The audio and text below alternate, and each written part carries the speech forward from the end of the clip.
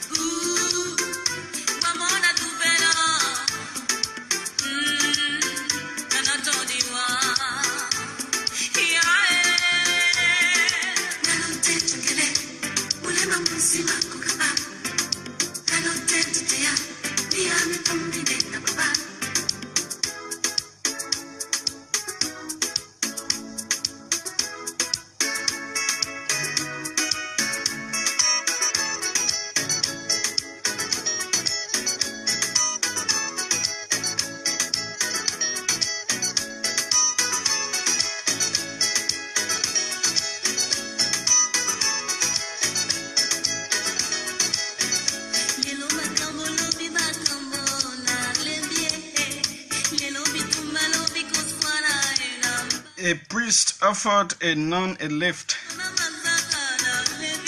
She got in and crossed her legs, forcing her gown to reveal a leg. The priest nearly had an accident. After controlling the car, he stealthily slid his hand up her leg. The nun said, "Father, remember Psalm 129. The priest removed his hand, but changing gears, he let his hand slide up her leg again. The nun once again said, "Father, remember Psalm 129. The priest apologized. "Sorry, sister, but the flesh is weak."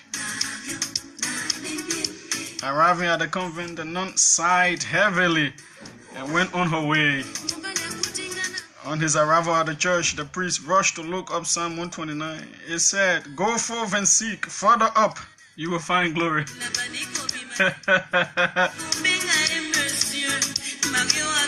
Well, the moral of the story is, if you're not well informed in your job, you might miss a great opportunity.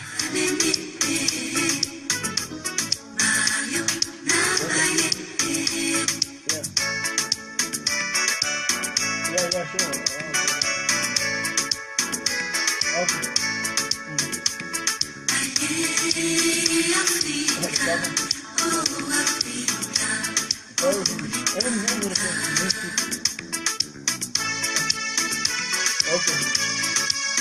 Yeah, they're gonna hold 1 hour, 90 seconds.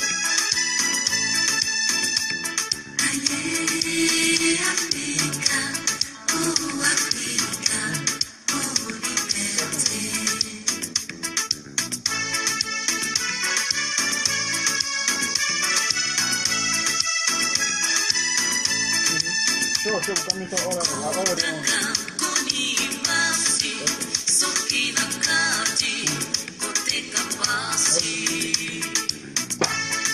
Sorry, I had to be talking with my guest, calling to remind him, and then so he just called in to say, "Yes, I'm on my way, coming already." Okay.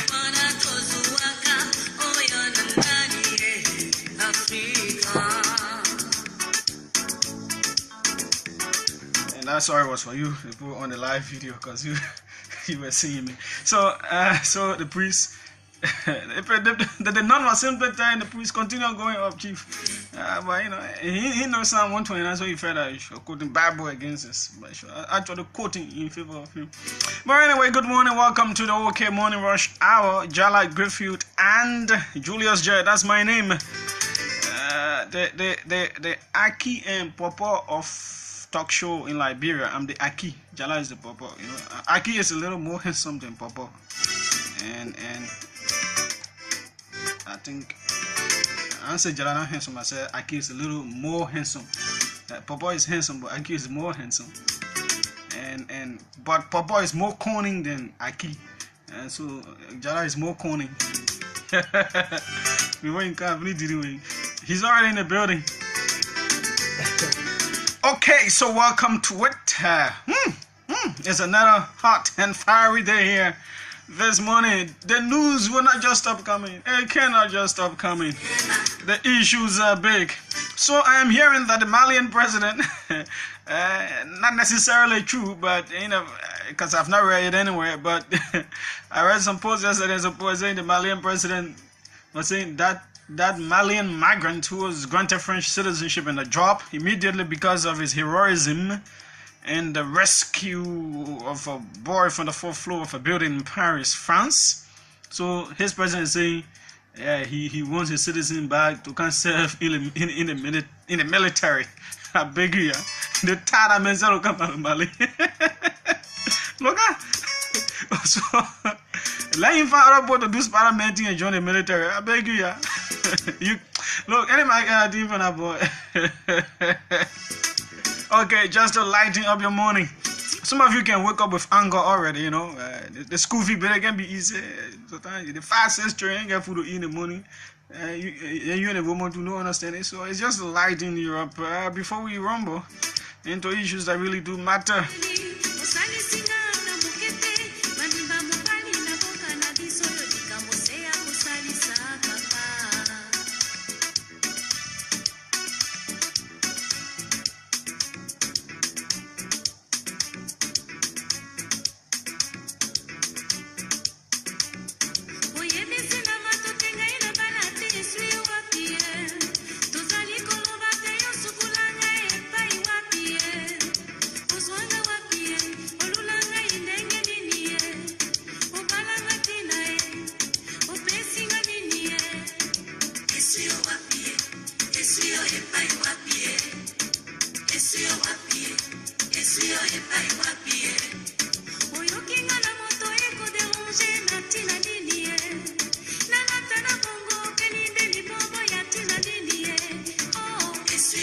Yes, indeed. So welcome to it, the OK Morning Rush Hour on OKFM 99.5.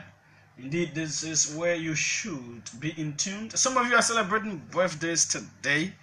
And the biggest celebrant of the day is none other than Abraham Darius Delon. Today is the birth anniversary of Darius Delon.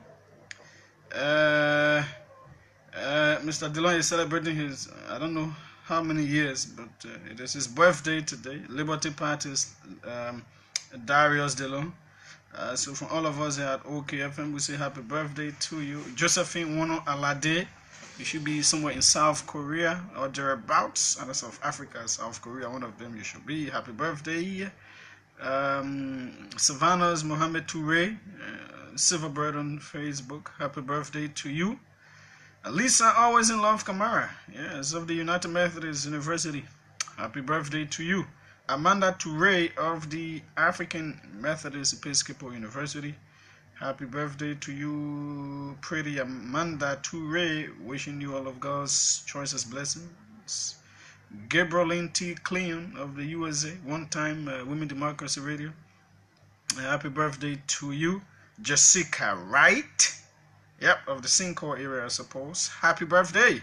Lucia Klein Wilson, one time at OKFM. A graduate of the African Methodist Episcopal University. Happy birthday to you. Moses JALLAH. Moses S. JALLAH, happy birthday. My own younger sister, Nati J. Happy birthday to you today, all the way there in Plebo, Maryland County.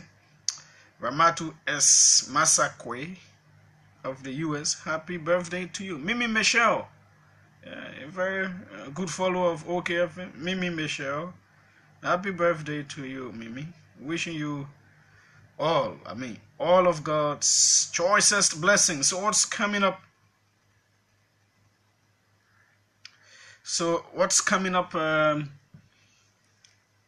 On the platform today? Okay, so Darius, the law you have, not so surprising, but I think this will be one of the biggest birthday treats for you this morning from Eugene Fagon, Deputy Information Minister for Public Affairs. He says, please say happy birthday to AB Darius DeLong for me. May he live to be 100 years old. Are you taking him to the Propo restaurant right somewhere around the Information Ministry? Call him, man. I'll go do some Propo stuff. So yes, it's a happy birthday from Eugene Fagon as well. At 9 o'clock, one time he served at the Justice Ministry. He served over the prisons. He served at the Justice Ministry. He was a lawmaker. You remember the famous I Own Nothing? Well, he was also head of the Security Committee of the House of Representatives. I'm talking about the former lawmaker of Magibi County, Sagboli. At 9 o'clock, Sagboli will be our guest, drawing on his experience in the security sector, his experience in politics. So it is a huge mixture of security and political discussions. This morning, Sagboli has graciously accepted our invitation to share the platform with us. His readings of the politics of our nation, the security issues that need to be addressed or that need to be highlighted, that need to be looked at. So we'll be drawing on his experience in politics and the security sector of our country, blending both of them in a serious discussion this morning. At 8:15, he is the lead person of the Global Partnership for Education in Liberia. He's a member of the board, the only Liberian. He's an experienced person in educational matters. He's overseen a whole lot of projects for the GPE in Liberia here. I'm talking about David Woos Besa will be our guest. What will we be talking about? We will be highlighting the educational sector of our country. So that is a diversification of the platform as well this morning. And David Woos Besa has graciously accepted our invitation at 8:15 to discuss Liberia's path to educational betterment, the GPE's role in all of this, and the approaches to making education work in our country. You don't want to miss the discussion. We'll take our break. After our break, President George Weah has heeded the cries of Liberians. We'll be bringing you all of the details. A report is on Capitol Hill. Those who ate the Exxon's money and all of that, we'll be bringing you that. But before all of those, we'll talk about a situation that took place at LIPA on yesterday. Let's take our break. Stick and stay with us. When we come back, the issues that matter in our country on Liberia's premier talk show platform will be discussed. And with all of the candor, with all of the balance, with all of the professionalism and ethics, and the criticality as well that you can imagine. This break with our sponsors, and we will be just right back. Talk and do. Talk and do. I don't get time for talk and do. Julius, what a look on your face. I thought you should be happy. You say happy? Man, dear, no people came out printing work to do for my wedding. Ever since they just can't get that work done, I'm so worried right now. Judy, that thing is now a problem. The country is not looking the way it used to be before. Let me tell you, Vision Print is in town to solve all these kind of worries, yeah? Vision Print is the most credible printing press right now in town. At Vision Print, the people have professionals that can handle any kind of printing job. One of the good things about Vision Print is that the people can pre-finance your project. Like seriously?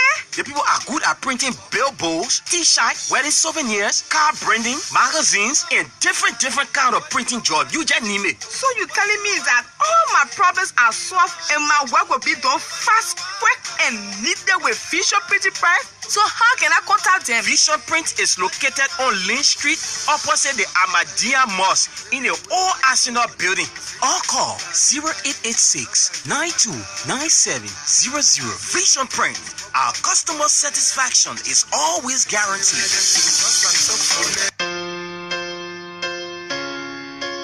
After a long week of work and stress, you need to unwind, relax, and get in your comfort zone.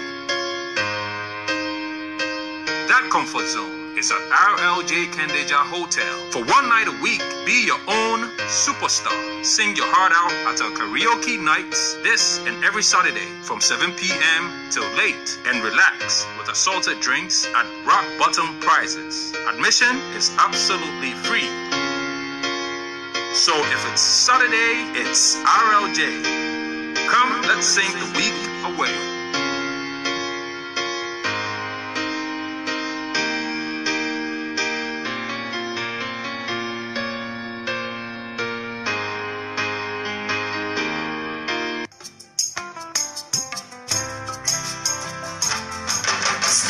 They say to make headways, improve your head. We at GN Bank say to improve banking, improve the services.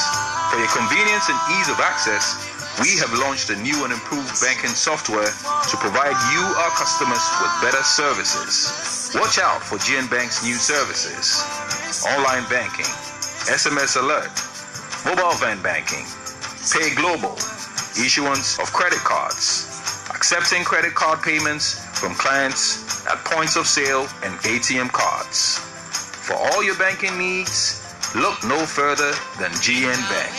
GN Bank, we have all it takes to meet your banking needs. What's the price for the strong? Though we spill a river of blood.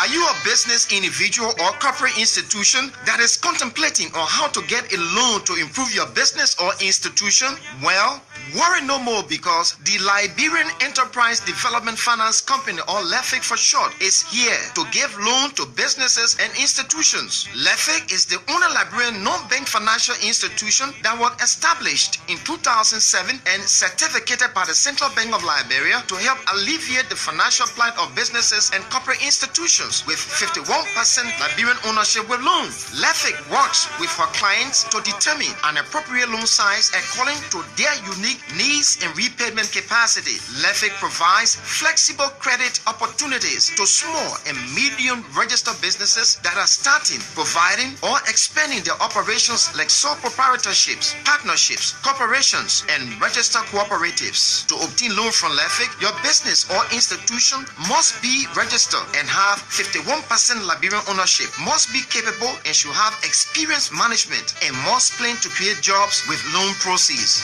LEFIC loans range from $10,000 United States to $1 million United States. Liberians, business individuals, to get a full list of loan requirements and more information on how to get started, visit LEFIC today in Congo Town, Churchman Boulevard, opposite the SOS Clinic. Call 0770-788-952 or 0888-514-424. But when I'm with you, it's summer in my heart. I left here, went from office to office so that they can get another 1,000. There's a woman 2,000 now. That's the engineer here. Now, Reb, you had another 1,000, Reb, you had another 1,000. Why I run behind them, they told you to give me another. What about the mail for 21 days? For 21 days, I don't understand. So you shouldn't have, nobody should get outside. So they have to yeah, you know, when he had the money fight, we talk to him. We talk to him. Now we pay, we don't get the money. Yeah, so someone just need to call the judge, that's all.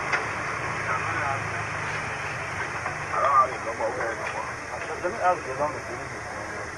Well, he not to judge someone for the middle of just recording, not to see his number. Okay, those are voices of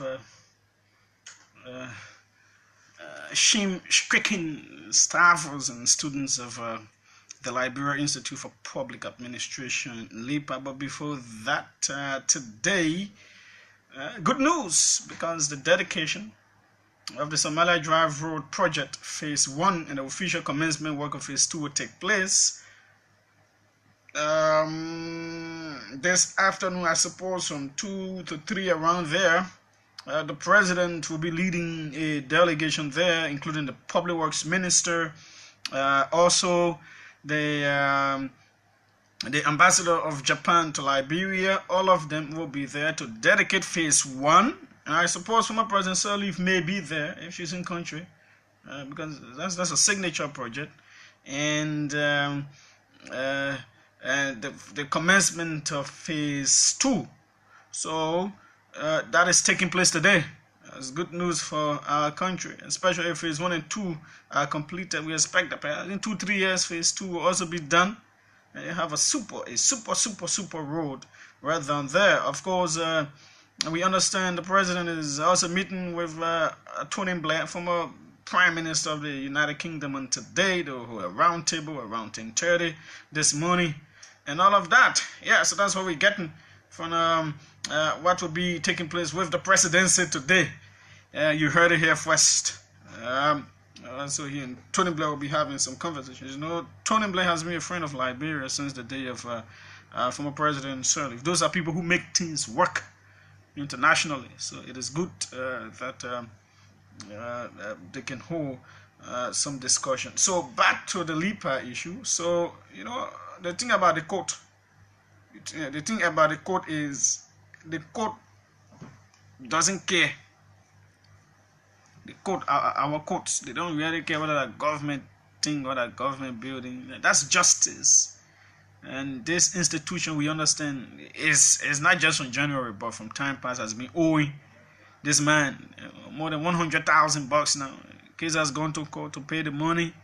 It hasn't been easy, and nobody's going to take money from their pocket to pay. It has to be through governmental processes. So because of the delays, yesterday one students, LIPA is higher than the regular universities. It's not a master granting stuff, but it's a higher certificate, higher than, because to go to LIPA, to attend any of what LIPA offers, you must have a degree, an undergraduate degree. That is, you have some kind of BA, BSc, or any kind of B, you know. And those are the only students, and they pay a very good sum of money to attend those courses that LIPA offers, monitoring, evaluation, and some administration stuff, and all of that. And so it was a big shame on yesterday that the president, the government has not been able to pay for the rental, and the court doesn't care, and urged the sheriff to close the place. All the students put outside, put all the staffers outside. You know, please call on the government to do something about this quickly, so that this matter is speedily resolved. It is not any single person's responsibility, you know. It is something from the past that the president made there. They've been trying to resolve it, and it has remained unresolved. Still trying to process all of the documents at the Ministry of Finance to have this money paid, and the court doesn't care. So we hope soon, very soon, that that situation can be resolved. So that's the first thing about the situation that took place at LIPA yesterday. What's happening with the Bekugbe suit that So, where do we go? Okay, so we'll start from yesterday. By the afternoon hours, this very good news for the people of Liberia. Something they've been looking forward to. The hardship have been increasing. Serious hardship have been increasing. People have been talking here and there.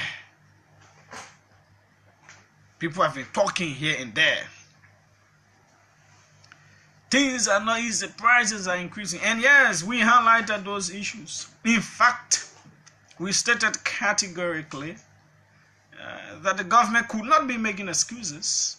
The president could not make excuses, or nobody could make an excuse for the president, because you're the one in power. And when you're in power, you assume the responsibility of what is taking place. And so, the president heeded the cry of the Liberian people. And we were here last week when the Liberia Revenue Authority was mandated in a 72-hour ultimatum to do something about the reduction in prices, make some recommendation in 72 hours. The recommendation was made, and on yesterday, the Liberia's Ministry of Information, Cultural Affairs and Tourism released the information that even before that, it's important that I also tell you another move that the president has made. It's very important that I let you know, because this is our first major talking point. But before that, it's important to state that President George Weah has mandated the Ministers of Justice, Education, along with Bishop Jonathan B.B. Hart, Chairman and members of the Board of Trustees of Cottington University, to proceed on Wednesday, May 30, which is today, to the campus of the university in Swakoko, Bon County, to resolve the impasse that is impeding normal studies at the Episcopal Church-run university. The Liberian leaders' mandate is as a result of a go-slow action by the Faculty Association of Cottington University, which took place on May 14, 2018, and was suspended on May 17, 2018 due to intervention from the Board of Trustees. The Faculty Association has been requesting that the president of the university, Dr. Herman Brown, resign following complaints of alleged poor management of the university. President Weah is concerned that the Faculty Association has resolved to resume their protest action while students at the university are currently unable to pursue their studies. Meanwhile, the president wants all parties involved to work with the delegation to amicably resolve the impasse in order for classes to resume. It is not a government school. When the government school has issues, the president moves in. And today, the activities of UL are being digitized as a result of government support. Since the 14th, about 2-3 weeks later, the president is concerned that the situation at Cottington, at Cottington, doesn't want to get resolved. Students, they are Liberians. They're not in government schools, but they are Liberians. They are out of classes. 2-3 weeks. And the impasse continues. It doesn't want to get solved. So, as a president who's governing on a proper mantra, he thought that it would be expedient to allow the Justice Minister, the Minister of Education, and the Bishop of the Church, who is also a chairman of the board of Cottington University, to move in. For me, this is real. This is real leadership. This is being concerned about your citizens, no matter where they come from, or whether they are in a private institution or this and that. No, I don't see this as interference. I see this as an intervention. Now, what this is going to do is the Faculty Association will also realize that it is good that we've attracted the attention of the leader of the country. Mind you, government gave the subsidies to some schools. So if there are financial issues, perhaps this could be a good representation for the government to up its subsidy to that institution as well. You just never know. And sometimes these kinds of situations may even allow government to look more into how private institutions are run, because at the end of the day, they are educating your citizens. So anyway, for me, it's a good move, Jallah. Welcome. Indeed, Julius, is a good move. I quite remember that during the administration of Madam Ellen Johnson Sirleaf, there was a budgetary allocation to the SGA church, SGA school system, something like that. And that move was described by many Liberians as not good. That the president, they have other institutional government, and she will leave it and want to support a privately owned institution. But at least we forget those institutions we talk about, those who are there, they are Liberians. Issues of that nature have been just unique to government-run institutions like the UL. Mm-hmm. We have not heard of recent where cotton students were on strike. They were demanding their president to step down. In this case, it is the administration. Yes, so we didn't hear them. Administration is saying they have problems. The students are not in school. Their meeting rather have been disrupted as a result of that. And the president, being a people-centered president, who believes in the purple mantra of the government that he's engendering, will decide to intervene through his representatives. This thing, as I said, has just been unique to UL. Either the faculty is on strike, or the students are striking because they don't have better education facilities, or because registration has been closed. But this one is an entirely different situation, which is a private run institution. So if there's a situation with faculty not being paid, which is leading to the trouble on the campus, government, I think, with the move by the president, can move in to give some subsidies to the institution as you stated. Even if it's not budgeted, government can look around for somewhere, some of the money, and give to them to resolve this crisis, because the more the students are out of class, the more trouble that will come on the institution. Because you might not know the next action of the students. There are political parties on that campus. They can manipulate their students to get involved in other activities that will be unwholesome, which will further affect the institution. So Ambassador Wia's move to mandate the Justice Minister and the board chair of the institution to move in and resolve this crisis is something we have to laud him for. He didn't just sit there and say, oh, say it's a private run institution, I will not look into it. And I will keep paying attention to UL or other community colleges around. The other day we had Janje Pape here, who is a superintendent of Grand Bassa County. There have been similar situations at the GBCC, the Grand Bassa Community College. But being an innovative person, and true that he wants to sorry for that. He wants to ensure that the agenda of the CC-led government is achieved. He and others have come together to ensure that the crisis at the GBCC in Grand Bassa County is resolved. He said that on this microphone the other day when he was here, in the same very seat I'm seated in. So I think the move by the president is laudable. We must pat on his back for this, and we hope that by today we hear some results from there, because we have our correspondent in Banga, and it will be a very good news that in local journalists in Banga will come to see what is happening there, and by the close of the day, we have some information about that. We hope that the situation can be amicably resolved. Before we even go to this topic, it is important for us to highlight that the National Fisheries and Aquaculture Authority has discovered a cold storage using high concentration of unacceptable level of formaldehyde, 19.14 milligram per liter, to alter the natural property of imported fish in Liberia. Read that again. The National Fisheries and Aquaculture Authority has discovered a cold storage. Freeze it in. Yeah. Using high concentration of unacceptable levels of formaldehyde. The one they use to embalm to people. embalm the body. Yeah. 19.14 milligram per liter to alter the natural property of imported fish in Liberia.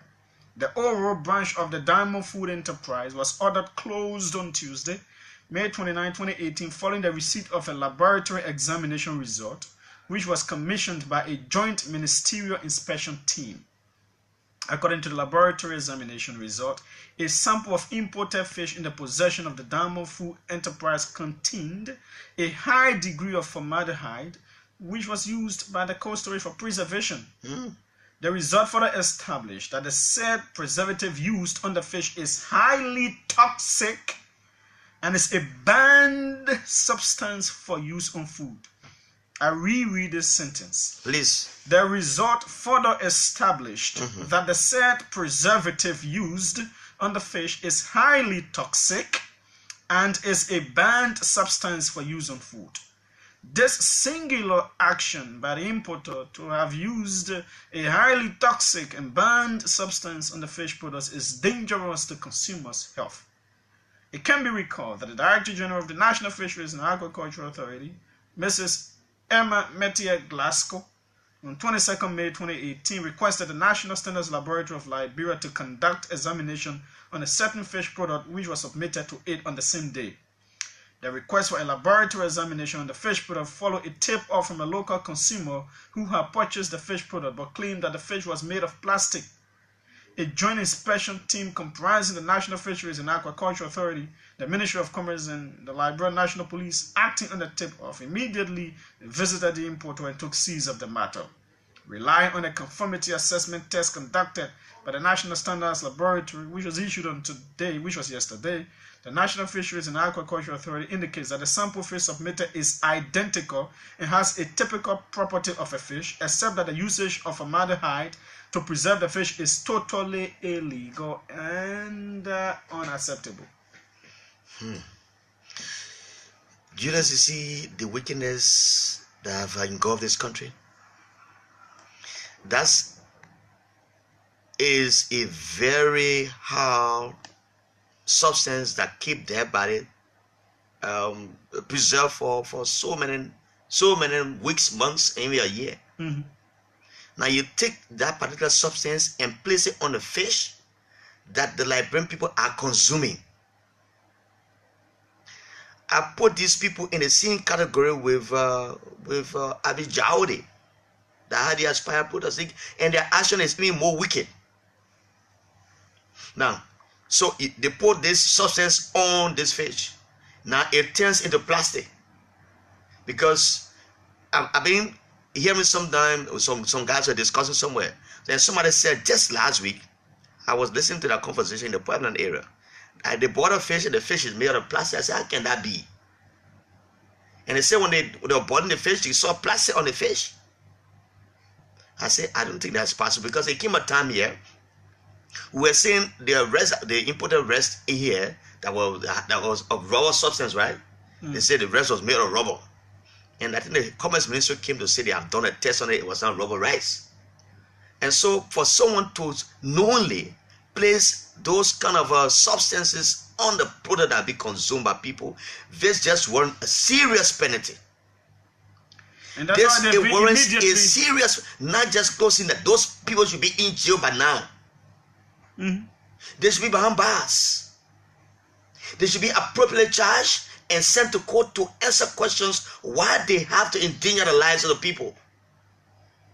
So it took only one Liberian to alert the authorities and say, Rick, I've been affected by this. That one Liberian has saved so many people. Do you know how many persons have consumed this particular fish? Or how many persons have been consuming it? And how long they've been doing this? Jesus, many of the deaths are caused in this country. It's not because people are just, it's because of the food we eat. The food we eat. This is why I heard the Commerce Inspector General Josephine Davis ordered saying to the people where they saw, when they discovered recently where they have feces rolling on the food.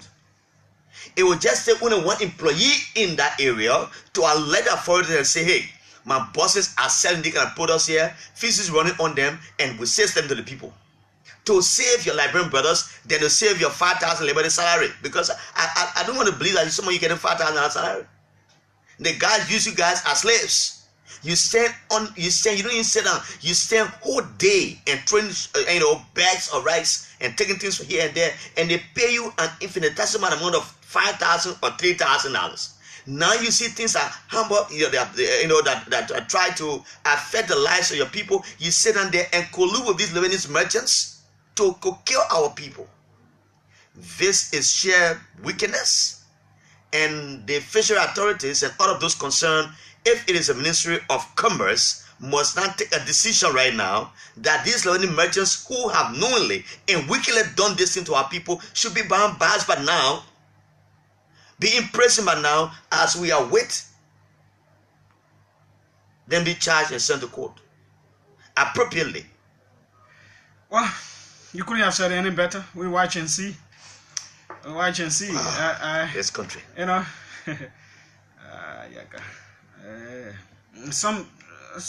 Sometimes our laws are not too strong on those kinds of things, because they that also warrant deportation.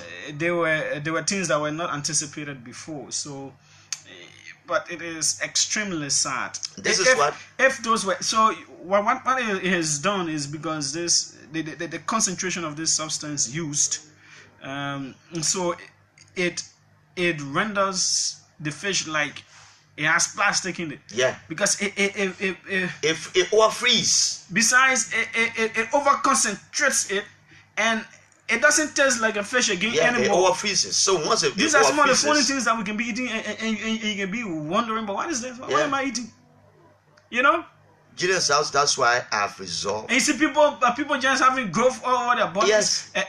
Things just growing all in people's bodies. But people just looking funny. You see the man. Yeah. All these things have effects, chemicals. So can you imagine that kind of chemical that you use on their body to preserve it for a whole year? Chemical. Yeah, you didn't use a high concentrated one. That place is shut down, but it is not enough. It's not enough. This thing warrants. They have to go to jail. Go to jail when they're found. Place in jail for some years. When you deport them to go to their country, they will be free. They will come under a different name. Liberia is the only country when you deport someone, they can walk and pass through the border and come back. Yeah. You can't deport anybody from here. Deport a Lebanese man to Lebanon, Arabia, or come in Africa, and you full part and come and establish another business here. That man go to jail for 5 years. When you move from there, you not do so again. But this is what Timothy Paulus is saying in his text. Let me just read it to you, Julius. He said, "That is true, JALLAH. My sister-in-law bought the same fish, and I saw it myself. Those are the people who want to be citizens of our country. Imagine what they would do to the poor people in Liberia." This is serious. This is extremely serious. And you have some of our brothers and sisters defending these kinds of things. Yeah. You know? Anyway, move on. Ours is to bring all of these things to light. So yesterday again we got this statement. President George Maniwea has approved a new schedule which reduces tariffs on a wide range of commodities being imported into the Liberian market. The new tariff regime was submitted to the president by Liberia Revenue Authority Commissioner General Alfred Atamba, in keeping with an earlier mandate to do so within 72 hours. The schedule takes immediate effect and makes reductions ranging from 81 to 40% in over 2,000 widely consumed commodities. Some of the reductions include pig feed 81%, chicken feed 63%, vegetable oil 41%, onions 53%, used clothes 41%, and mosquito coil 65%, among others. The president has therefore mandated the Ministry of Commerce and Industry to urgently implement a concurrent and proportionate reduction in the prices of the affected commodities in order to bring relief to the poor masses. He warned that any business entity engaging in price hike and profiteering in the wake of the tariff reduction will bear the full weight of the law. Meanwhile, the governor of Liberia says the new tariff regime, as approved by the president, meets all requirements of the law, including the section 1, 2, and 3 and 4 of the Act to amend the Act to ratify the ECOWAS Common External Tariff, which was passed into law on December 14, 2017, and are fully within the parameters of the ECOWAS Common External Tariff regime. So no law is broken here. And for me, this is good. And people are making fun of it. Oh, pig feed, chicken. They posted over 2,000 commodities. They are not going to name all of the commodities, but according to the information minister, 2,250 different goods imported to Liberia. The tariffs are reduced on them. 2,250 different things. So onion I want, pig feed I want, chicken I want, everything had tariff on it. So imagine 2,000 plus different commodities imported into the country. This will reduce prices. Whether the rate is still high, it should reduce prices, because those huge amounts that you were paying for tariff, you are not going to pay them again. So after 1 to 2 weeks, we expect that after 1 to 2 weeks, the prices should start dropping. Because your argument now will be that I had the goods before the tariffs. Yeah, so we'll give them time to set our goods in the next 2 weeks or 3 weeks. And again, and those things that have been, the tariff have been reduced on, are things that are consumed every other day. Yeah. The market woman want to buy her pig feed to eat it every day. Want to buy her chicken feed. It was being sold for $5 for $20. Now it's being sold for $3 for $20. Some places $3 for $25. I don't go to the market, but that's what I hear. And so if you drive the tariffs on that 61%, the other one 83%, the other one. So over 2,000 goods have been products have been shipped to Liberia. If you reduce the tariff on them, the importers now sell it to the retailer at a low bottom price, and the end users are the people who consume it. So it is a relief to them. It is a relief to every one of us. And what he said, I know the dropping in the price or the tariff of this thing will have an effect on the exchange rate on the market. Whether it goes down or not, but I think it will compare the exchange rate to go down. Yeah, possibly.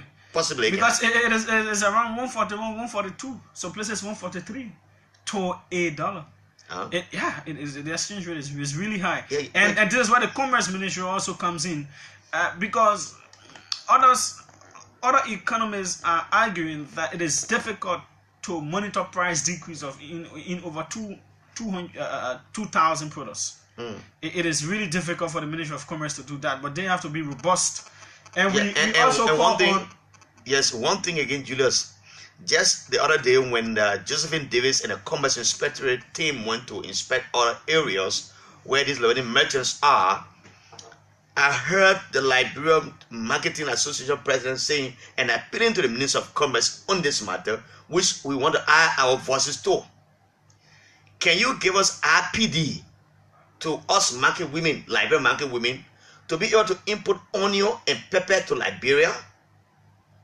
Because their argument is that the Lebanese merchants are importing pepper and onion on the market. They, Liberian business women, they have the money to do it. So God can give us the franchise to do it. And so Professor Wilson Tape, the Minister of Commerce, the Deputy Ministers of Bangura, and the rest of the people, you need to be thinking about this in this direction. And Liberians have expressed their willingness to import goods that will help their fellow Liberians. Do not just give all the franchise to the big Lebanese people who have all the big businesses around. So if you give an RPD to the LMA and they have many people in the LMA who import these kind of materials here, it will also help us to drop the prices of these imported commodities. The final point, after talking all of the social political issues, now move on to the political issue. So President Weah is doing some good things, so we have to say it. Just as when they do the wrong things, we highlight them. This singular act of his to have submitted the investigative committee report on this global witness stuff on Exxon deal, to have submitted this to the legislature, means that he's well intentioned. It means that he doesn't want to cover up anything. He's involving everybody to see how significant that this thing is. Again, this shows that we have credible people in our country who can do a good piece of job, that we can depend on. Their credibility counts. if you listen to, so let me bring in the, let's bring the voice quickly of the clerk of the house, Mildred Sayers. Okay, Mildred Sayers. Let's bring the voice quickly. Bear with us. It's important to listen to the recommendations here. That the committee finds evidence to support the contention that Honorable Adolph A. Lawrence continued to retain ownership interest in BCP up to 2011. The committee cannot confirm that he did not hold any interest in BCP during his tenure as representative in the legislature and chairman on the House's Committee on Hydrocarbons. The committee recommends as follows: that an immediate independent investigation should be conducted to determine why the record section of NOCA, Ministry of Lands, Mines and Energy, Ministry of Foreign Affairs, specifically the legal department, and the Liberian Business Registry, which are by statute supposed to be the trusted repositories for public records, were unable to produce any record relating to the incorporation of BCP, Peppercoast, and COPL, and other documents pertaining to the award of concession license of LB13 to BCP. That immediately detailed forensic auditing of the NOCA be commissioned and executed before a new leadership is appointed to that corporation. The said audit should not be limited to simple accounting of the corporation's finances, but must also include an audit of the stewardship of the leadership of NOCA since its inception. 3. That each such member of the HTC who received bonus and honorarium after the Mobile agreement was signed and payment made to the government of Liberia restitute the said amount to the government of Liberia, and receipt of such payments published in a recognized daily newspaper within 15 calendar days from the date that this report is made a matter of public record. Failure to make the restitution as recommended, then the members should be charged and prosecuted for receiving unlawful reward under section 12.51 and 12.52 of our penal law. Ada Lawrence again. Adolph Lawrence again. Adolph Lawrence again. And so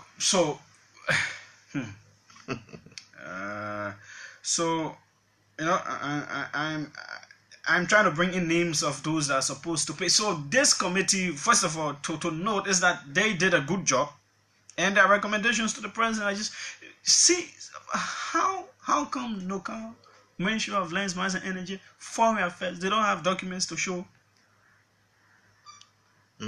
Yeah, they say they don't have certain documents that the committee needed. So it means that they were doing things without paper. They know the reason they are hiding those. They are hiding them because it will further expose many people. In fact, they have called for a comprehensive audit of NOCA from its inception as NOCA up to present, before anybody can be appointed there. This is a brave committee. They did a very spectacular piece of job. Because what it does, Julius, it will tell you where the new men going to start from, because all of these entities are around. That is why institution of integrity like NOCA must be audited, because people, that's a very serious entity. Now you got to appoint someone to NOCA, and a man is going there, and NOCA has already been sinking in corruption. You know, the fact that it was insolvent at some point, and someone, the president, said took responsibility of the insolvency of NOCA, meaning there's nothing there to start with. And NOCA commits a lot of money to the budget. You know that? NOCA commits money to the national budget. So it is good. This committee, you know, the committee is a brave committee. And that committee was comprised of people of integrity. The late A.B. JALLAH was part of it, right? You have a man of God who is very fearless. Gary Johnson and others on that committee. And the recommendation is appropriate. You know, Julius, what baffles me most, I started thinking of yesterday was when I heard the name of Adolph Lawrence. Before we come to the Adolph Lawrence thing, is the fact that it's a 35-page document. We hope we can obtain that. We obtain it and then we hope we can obtain it and expand more into what the committee found out. But the former and current government officials are to pay 35,000 each, while some will pay 15,000 and 5,000 respectively to restitute the money. About the US 500,000. Members of the SPC include Councillor Perban Brew is part of it's it. the first 500,000 that Global Witness talk about. Yeah. Councillor C. Alexander Zoe is there. Councillor A. Ndubuisi Ndouambudiki, I think he's the head. Reverend Gade Johnson and Mrs. Frances Reeves. Now, those involved in the US 35,000 category to pay are Chairman of the National Investment Commission, Natty O. Davis, Natty B. Davis, former Justice Minister Christiana Ta, former Finance Minister Amara Kone, Robert Sirleaf, former Lands and Mines and Energy Those Minister. are the people in the 35,000. Yeah, Patrick Sendolo, former Deputy Finance Minister James Colley. James Colley, nothing to do. But anybody who is currently in government and is supposed to pay some of this money, that person should be suspended. Jana? Yeah, because we didn't know until they can pay the money back. But no, Jana, you cannot be serving. That's a matter of integrity. It's an issue. In fact, they should resign. People should not tell them. It's a property. Once your name comes in this kind of investigation, and you are sitting, just on allegation of sexual assault on someone in America, people can resign their position.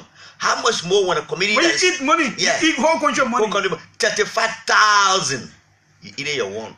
People like Dr. James Colley. I'm shocked to hear the name of Dr. Colley in this one. He didn't even report. Dr. James Colley, please either resign or let the president suspend you until you can pay that money. At least since it is made public, they give you 15 days to pay the money. So for the 15 days, yes, let's go. Be sent out somewhere. I think he's out of the country currently. No, but anyway, yes, you can stay here too talking. You are a big brother who know you, but on the other one, yeah. No, but these kinds of things, and that's where I am different. It doesn't matter whether I know you or I don't know you. This man should not be in government right now. So there are other people whose name let's get the best of them and know whether they are saying government. Former Nokasi or Randolph A.K.W. McLean is he still here? No many they have a scorn in the country. Most of them they got millions in corruption. Most of them don't sit here when these are people coming up. No, they don't sit here once they are not in government. Yeah, they say the players are farm. Julius, the guys come and play the rights. Councillor Siwa Cooper was the president's lawyer, right? President Sirleaf's lawyer. Siwa Cooper. At some point, he played some kind of role with President Sirleaf. Others who were hooked to pay back the US 15,000 each are Susan Mapos, Adela Cooper Shiner, Carl Dollier, Jeff Wood, and Afa Shah. While Anya Vohiri and Vaba Giflor are those mentioned in the US 5,000. Anya Vohiri, former head of EPA. Yeah, in the US 5,000 category. No, they just share the money. Some of them, when they look at a level, they give you 5G. Look at a level, they give you 15. So they should be in our country money like that? Yeah, that's what they were doing. They should pay this money back in 15 days, and if not, they be prosecuted for receiving unlawful payments. Again, one of the person whose name appeared in this report that shocked me was the former Justice Minister Christiana Ta. Hold on, plenty stay there. The report also said all members of the board of directors who were part of NOCA on April 27, 2013 are also liable for restitution. And they include Fairbass Goloke, Joseph Howe, who is at the LEC. Joseph Howe. How much category is that? They didn't attach figures here, but I think it's around the same 5,000. And Madam Jacqueline Corey. You have to pay the money back. And in the 15 days, you can pay the fire you. These kinds of things here, the way you need, even before, once the committee started talking to you, you were supposed to resign. And that should be. I'm saying now, if they can resign, because resignation is by volition. So he can resign after 15 days, they suspend you. Once you are in a single government. Mr. President, you know, there are many names. Some are not mentioned in this news article, and that's why we need a full report, because we read everything. Anybody who is currently in your government, if you do not want to dismiss them, suspend them until they can pay back the money. And let them sit down small here. Even after they pay back the money, let them sit down small before they can come back. At least you can suspend them for one month. Let's go to the next one. No, that's the last. Okay. So again, I'll call on the president right now. Anybody who in your government are part of the money eating thing here, suspended for 1 month or 2 months. Again, let it sit down small. Julius, let them know that eating money. Political will should be mustered in the first place. He has it. The reason why I think that the president has the political will was to send this report to the legislature because some of their members and they are acting on it. But you listen to the motion for Akaras Gray. Now, let me tell you the reason Akaras is speaking this way. Akaras Gray is a brainchild of the CDC. If anybody wants this government to succeed, Akaras Gray should be one of them. Is one of those. And yes, he has his issues, and we have dealt with him on so many. But I feel I have spoken to him at different levels on different things. He really wants this president to succeed.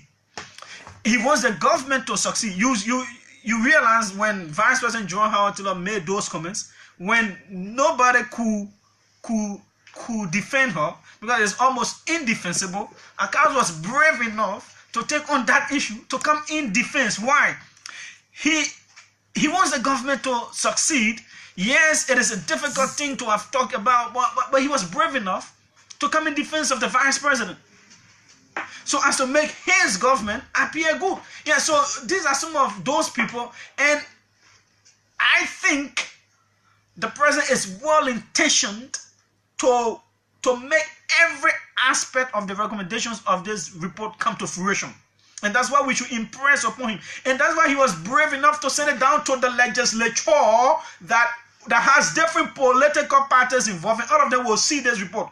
The president could just withhold the report, and no one will be on him to send it to the legislature. He could withhold the report and say, okay, so aspect can be implemented. That's why I'm saying political will. But the fact that he said it means he has the political will. Yes. And so we impress upon him further that, Mr. President, we want you, anybody who is currently in your government that is mentioned in this report should be suspended. And that's why the likes of Akaras Gray, who have the ears of the president, should be impressing on the president to do. Yeah. We know there are a lot of people who are connected who are your friends, Mr. President. Yeah. Who may have given you support somehow, some way to become president. And so you will say this about people. So you don't look at friendship in this one. Mele Amrakone is very vexed. Yes. Don't look at friendship in this one. Two things and say I will let it go. This look, one thing I affected this country. Let me give you some information. I'm trying to investigate Amrakone's linkage with a certain group. I'm trying to investigate his linkage with a certain group. That he is angry that he didn't get the CDC nomination for the senatorial race in Monserrato. He was very serious to be represented, the senator. He is, and this report also, he is angry. So he may be sponsoring a certain group to go against the government. I'm trying to investigate that linkage. That has been a corridor for some time. These are all the political undertones that they are using around here. Mr. President, you are the president of the country. If anything goes right, it is to your credit. If anything goes wrong, it is to your discredit. It's to your disgrace. So we call upon you. One thing, Julius, that affected this country greatly was the inability of President Ellen Johnson to take drastic actions against our officials. And so those who did wrong things were either recycled, and some of them were just remain as in areas. There were reports that were done. President Salih set up committees in this country more than 5, 6, 7 times. And those committees reported to the president. And the Liberian people expected President Salih to tell us what action she would take as a result of the submission of those reports to her. Many of those reports were swept under the carpet. Of recent was the fracas between the EPS then and Chris Massacre, who was police director. There was an appropriate recommendation made for restitution of some of the property whatsoever, and that report was swept. We talk about it over and over and again. But the fact that in the first term of this administration, in the very first 5 months, a major committee is set up by the president, and they report back to him and say, these are our findings. And he sends that to the legislature, speaks to the fact that the political will is there. So the president needs to flex his political muscles to ensure that these people are made to restitute, and there's punishment thereto, and the punishment be given to them. Anybody in government whose name is mentioned here, let them be sitting down. Mr. President, if they cannot resign and you do not want to dismiss them, the very least that you can do is to suspend them for some 1 or 2 months. Let them sit down and know that eating people money can hurt people, and let them be out of job for a little time. Let it hurt them too. The same way they eat the people's money and it hurts the people's feelings so badly. Let them also face that wrath. Let them sit down. These are the political vampires that have held this country backward. Corruption. They want to amass all the wealth for themselves. How much money do you need as a human being to survive? How many wealth do you need? What amount of wealth do you need to be where you want to be? You get a big car, you buy, you can ride in all the 4 seats at the same time. Even when you build the biggest house in Liberia, you can't sleep in all the rooms in the bed. Only one side you can lay down on to sleep. What do you need again? Some of the people who are suffering today, it is as a result of the action of these individuals. Poverty is still looking in the face of the people. When you see, have you seen a walking man, a sleeping walking man? The man is hungry. Yesterday, Julius, let me just say this to you. Me and Zino Miller, we were walking, coming from Kira Street side. By the time we came around George, we are all still there where he had his sport area. An old man is walking behind us. That old man, I could see that he was hungry. By the time we turned on the other side to get across to get keke, that old man dropped on his face. We were walking, I just saw the old man walking very helplessly. You could see destitution in that old man. Julius, anyone who are around there, they will tell you that old man dropped to the ground, and everybody just didn't look at him. And he struggled, he got up.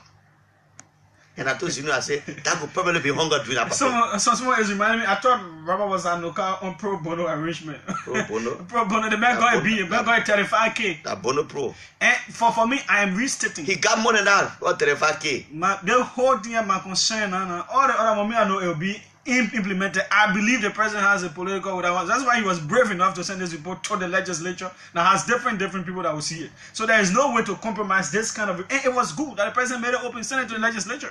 Ada Lawrence. Tell you Ada Lawrence no case. But this is the same man whose name surfaced. You know, this is just what happened. You know that the AACC made an appropriate recommendation on this matter before, and maybe it was not implemented. It was because they were a local institution. But Global Winners came and because it is a global institution now, they have come to add more pressure. This man was a man caught in the bank trying to withdraw money for the late Michael Addison. The legislature on Ellis Tyler pre-financed a project that will be undertaken by no car. And this same man, because he wanted to keep back financing 15,000, he went to the bank to take the money. That was one of the major reasons why when Michael Addison died, was I put the fingers at some of the legislature. When you reach this level in government, I don't know how he was re-elected. And sometimes people, they like put themselves have problems. How you can some of them are just embarrassment to the people who are their electorates. He is an embarrassment to himself, to his family. You even to the legislature himself. And you have your wife, who is a senator and the political leader of a political party. You have to behave now. Your name can be in all the things all around. You are a serious disgrace. This is just uncalled for.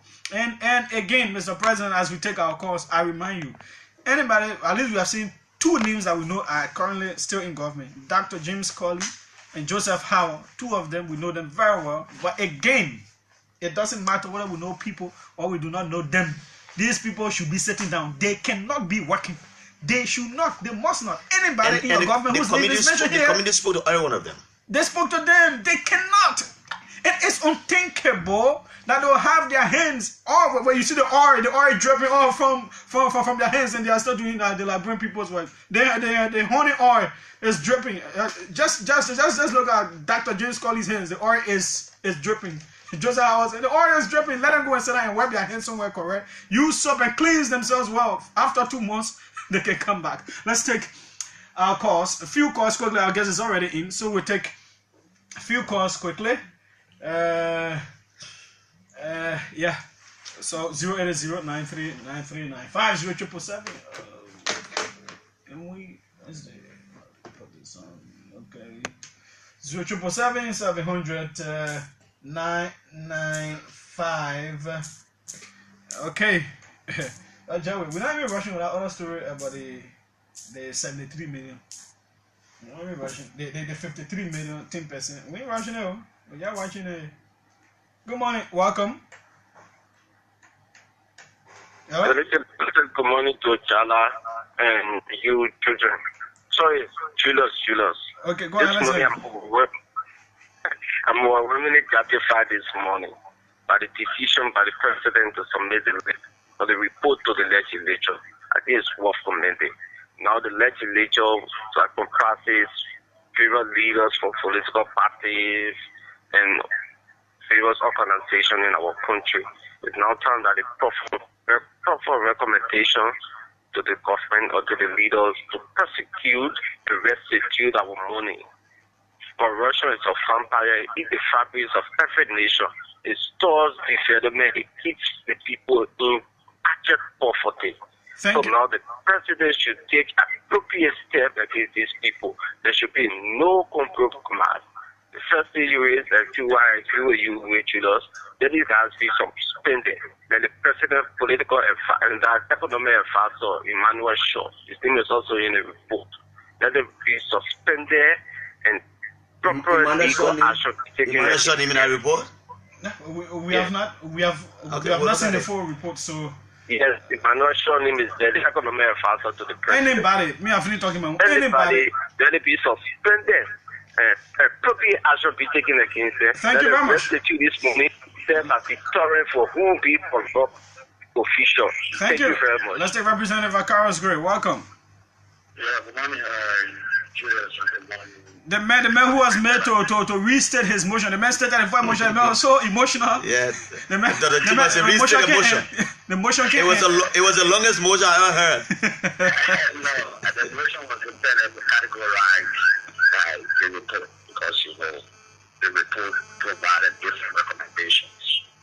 There was some ranging from restitution, some has to do with further investigation, another has to do with auditing. 4 different categories. So that's why. But at the end of the day, we were able to conclude that the leadership would like the president officially communicating with the president to implement the full report. That's the decision of the plenary. One thing I wanted to say is that I know the president very well. I can tell you this for sure. And a lot of people don't know that part of it. Even last year, anyone in that report. Never do that. I can push for you on that point. You can be a strength, you can report the essence, basically. And because, like I said, and I want to be very blunt, there's the one test for overcoming. The one test in the sense that there is the first case from national officials now to the PA before our government. So the government will have to act no matter what the situation is. If we can do anything like Rachel, like for example, the surveillance system, that's necessary. I want you to know that. If I can take the courage to raise the nation to restitute, then you should understand especially based on the coalition. And I even believe that you should choose somebody as a carbon company. I'm very convinced about that. I think it would be a comfortable choice. I remember we raised that issue on the Section 4.2 of our rules against the government's plan of the producers. So I don't think it's possible. I think that committee cannot be the chairman of the committee. I'm sorry to say I'm wrong about that. Okay. Yeah, thank you very much. Thank you very much, Representative Gray. Let's take a few more calls. Let's take this one. Then we'll go to our guest. Good morning. Good morning. Good morning. Hello? Yeah, go ahead. Yes, sir, morning. Morning. Hello? Hello? Well, if we cannot, let's take another caller. Good morning, welcome. Yeah, Judah, how you doing? JALLAH, good morning, how you doing? Fine, go ahead, let's hear you. Well, yeah, thank you. This is Charles R. Kennedy. Let me appreciate the president. I listened to JALLAH talk about the political will. to see the president set up a committee to investigate, the credit tells you that the president have the political will. But the key issue I called this morning on this network has to do with Representative Adolf Lawrence. You see, this guy, this was the same guy that I took to NEC for NEC to deny him not to contest on ground that he don't domicile in our district. Adolf Lawrence election in this district, he had to import people from Grand Bassa. Let's go to the issue. That one, we're not concerned about that one. Yes, there's a national issue. The man will be an election. Quickly to conclude that today you see that the chapter institution paying their school fees at the bank because of Adolf Lawrence. So we cannot have a national embarrassment. Thank you very much. We'll hold you right there. Thank you. Thank you. Good morning. Good morning. Welcome. Yeah, quickly, our guest is here. We have to transition. Good morning. All right, Joseph, go ahead. Yeah, I would like to appreciate you guys for this topic. At least we have to be discussing it to better our country. For me, I would like to say bravo to the President of the Republic of Liberia. But all those that are in the government that need a report, Mr. President, please dismiss them. Do not. This is a national test for you. Dismiss them and serve a warning to those that are in government now. If you cannot do it, they will try to be speaking from the country continuously. Please try to dismiss them. We don't mention our word. We went in the rain and the sun to vote you out to campaign. All over, you can, the record are there. We talk for radio station, or talk show. So dismiss them now. If you cannot do it, we will continue to do such things to spoil your government. Thank you very much. All right, so we have to pause right here now with the calls. We know the concerns are many, but while our guest is here, we can go to the guest. I hope Diora can just process our guest. Let me get. All right. I want to make me laugh. He says, you and JALLAH are very interesting to listen to. You guys are doing extremely well. Can you both come and pick up 50% of this amount in question from an undisclosed source this afternoon? The guy is kidding. He's kidding. Joking. He's kidding. We need it. Suddenly we need it. But that's a gift for you. It's not a correction money. But when I give for you, that's correction money. But you talk about different players. The other men took that unknowingly. They took that 35,000. No, 35. 35,000. Okay, so there is no break. We just transitioning strictly to our guest. Our guest who's here. We'll do the papers a few minutes to 9 o'clock. So we have David who's busy, a very busy man. He's a globe trotter. To see him in Liberia for one straight month now, he must be extremely lucky. Good morning, welcome, Mr. Bisa. Good morning, Julius. Thank you. He is also my church pastor, so I can almost always want to add pastor to it, but then how is everything going? Well, I think it's wonderful.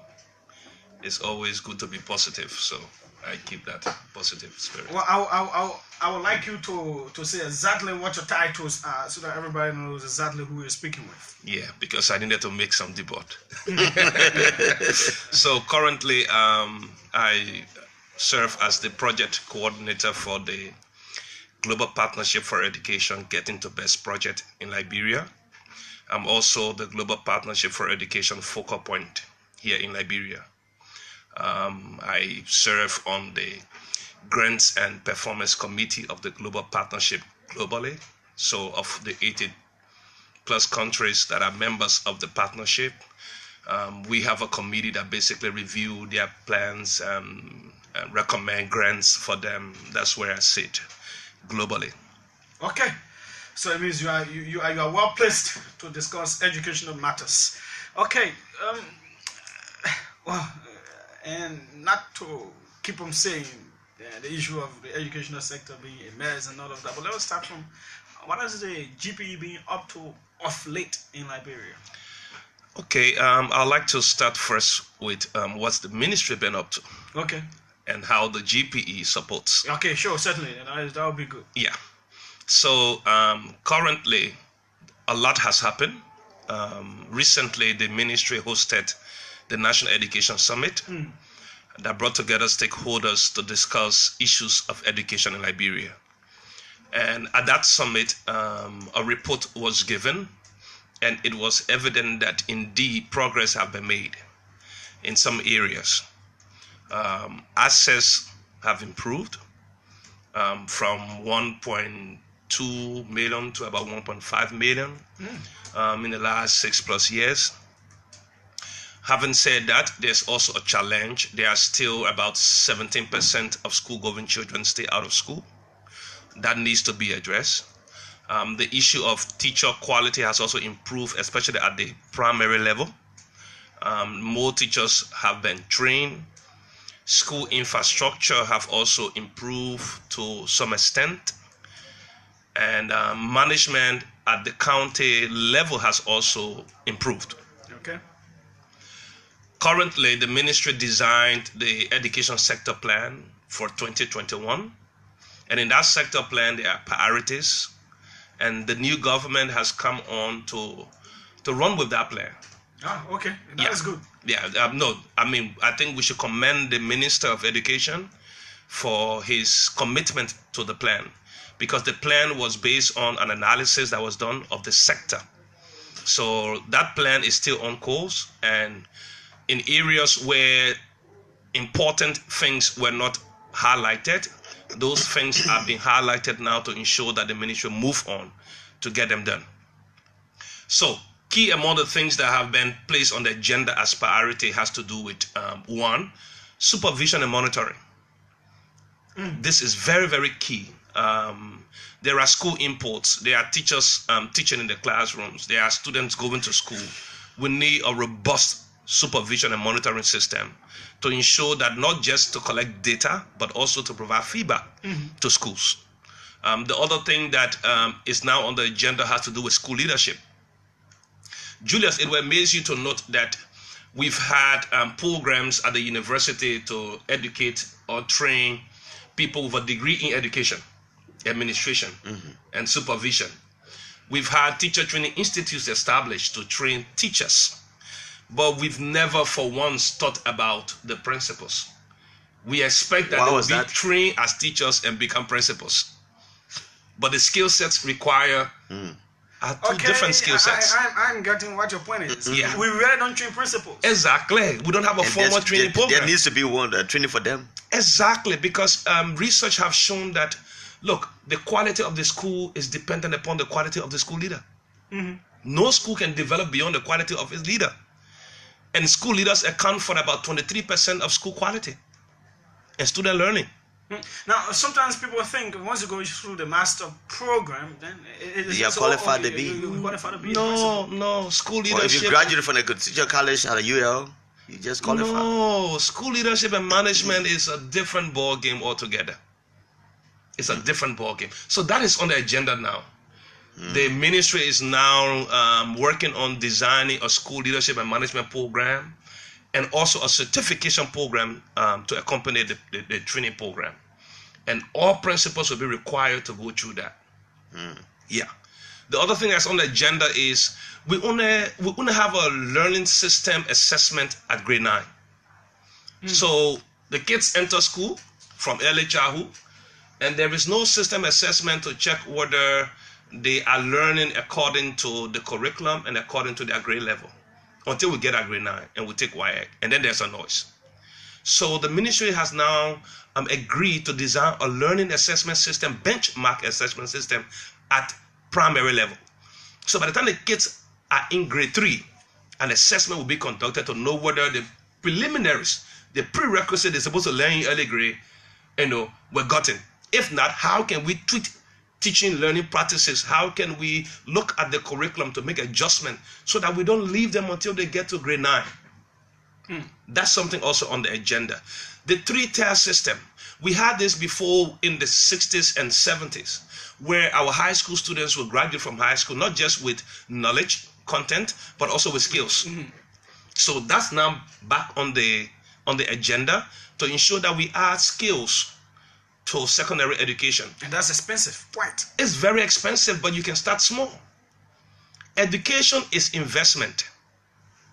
Education is investment. And no nation that has developed without investment in education. No nation. If you need skills, you have to invest in skills. So how does the GPE help in all of this process? What is your support?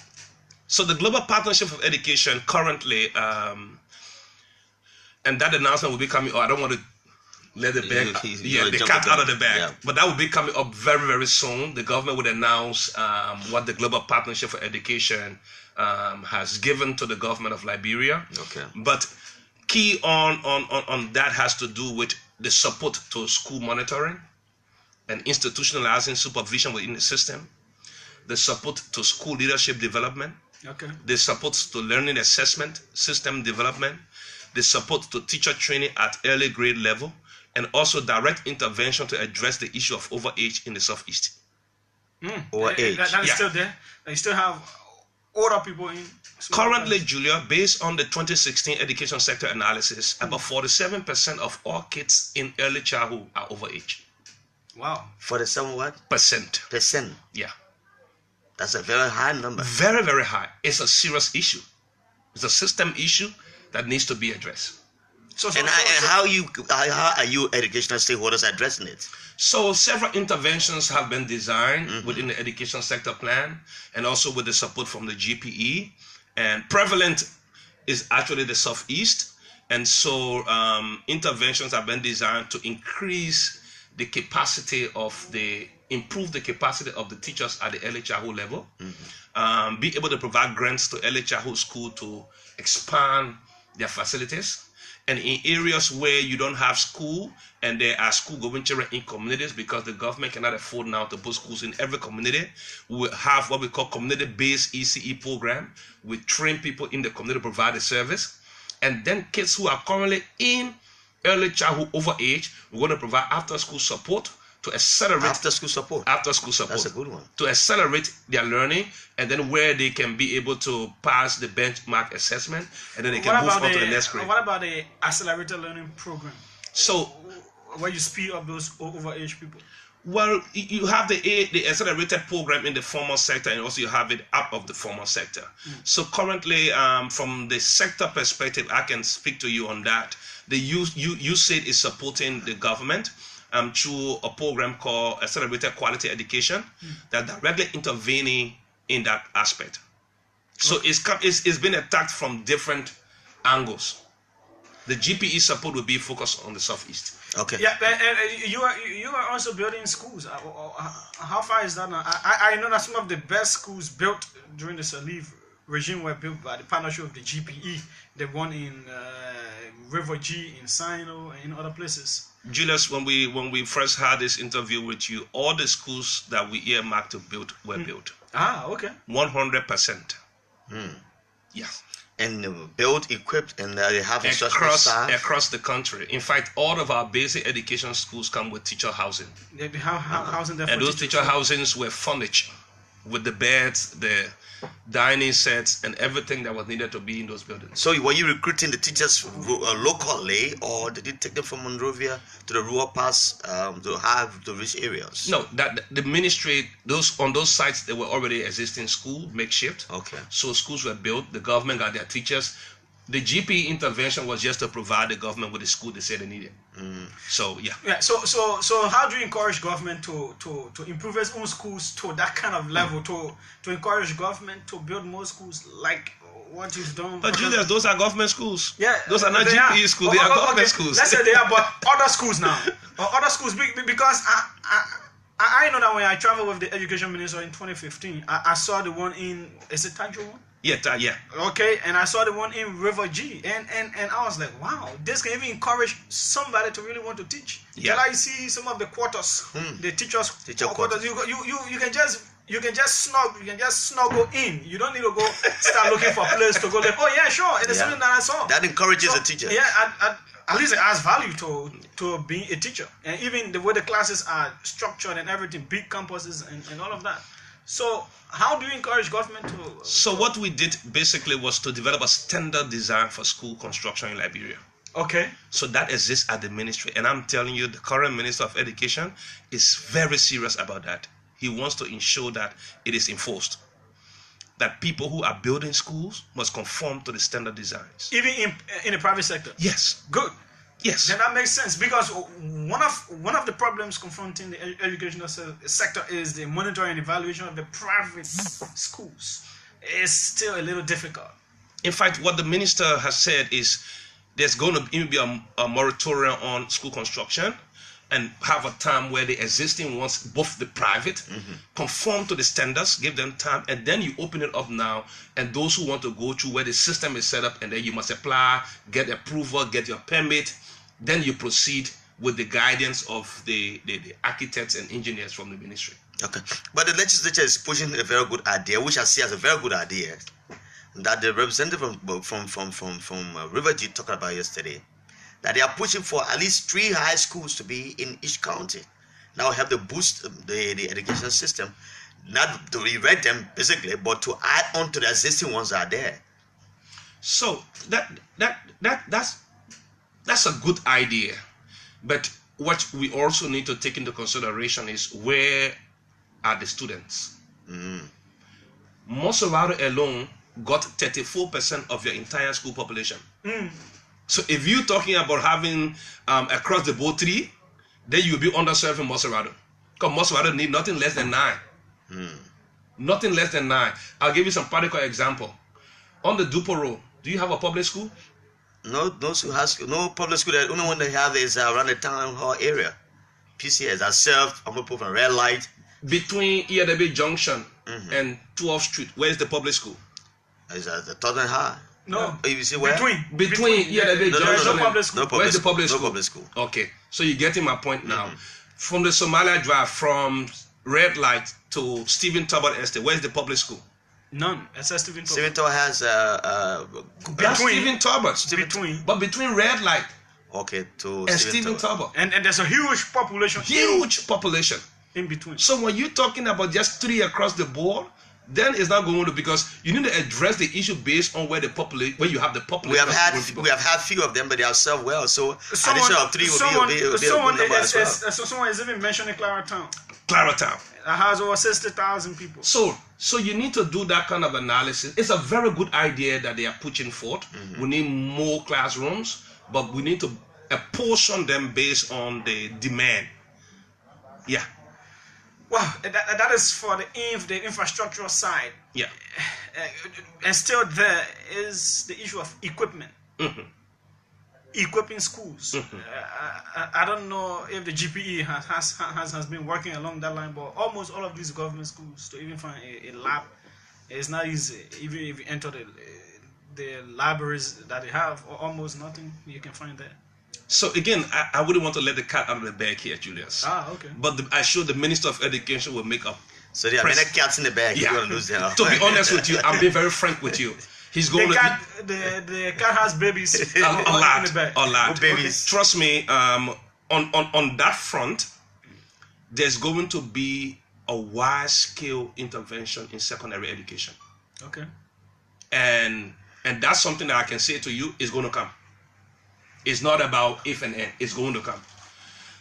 Science laboratories in high schools. The science labs are going to be equipped. In fact, there is a plan to even do mobile labs. Okay.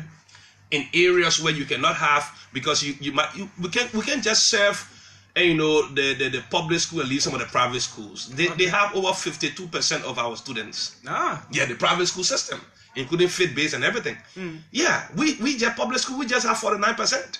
So if we intervene in the public school and forget about the private school, the results will still be the same. So mobile labs are being thought through. And then that could make like the situation in Rwanda, where because the public schools have become so good, people are running away from private schools. Where some of them are closing down. So it's about making it attractive. Exactly. So in this endeavor, there's also the emphasis that's going to go on STEM education. Science, engineering, mathematics, and technology. So that aspect also going to go along with the secondary education, and then skills. So there's going to be a time where the minister will come and unleash or the cats. Okay. Then we go to the instructional aspect. Yeah. There is a bad data out there about who is teaching at what level in the classroom, and certain people who should not be at certain levels in the classroom will still continue to see them. How does the country work on this kind of problem? So it's not a one size fit all. There are several approaches to improving the quality of teaching and learning, and number one focus should be on teachers, right? You currently have a system deficit of teachers. The current deficit of teachers you have is around 7,000.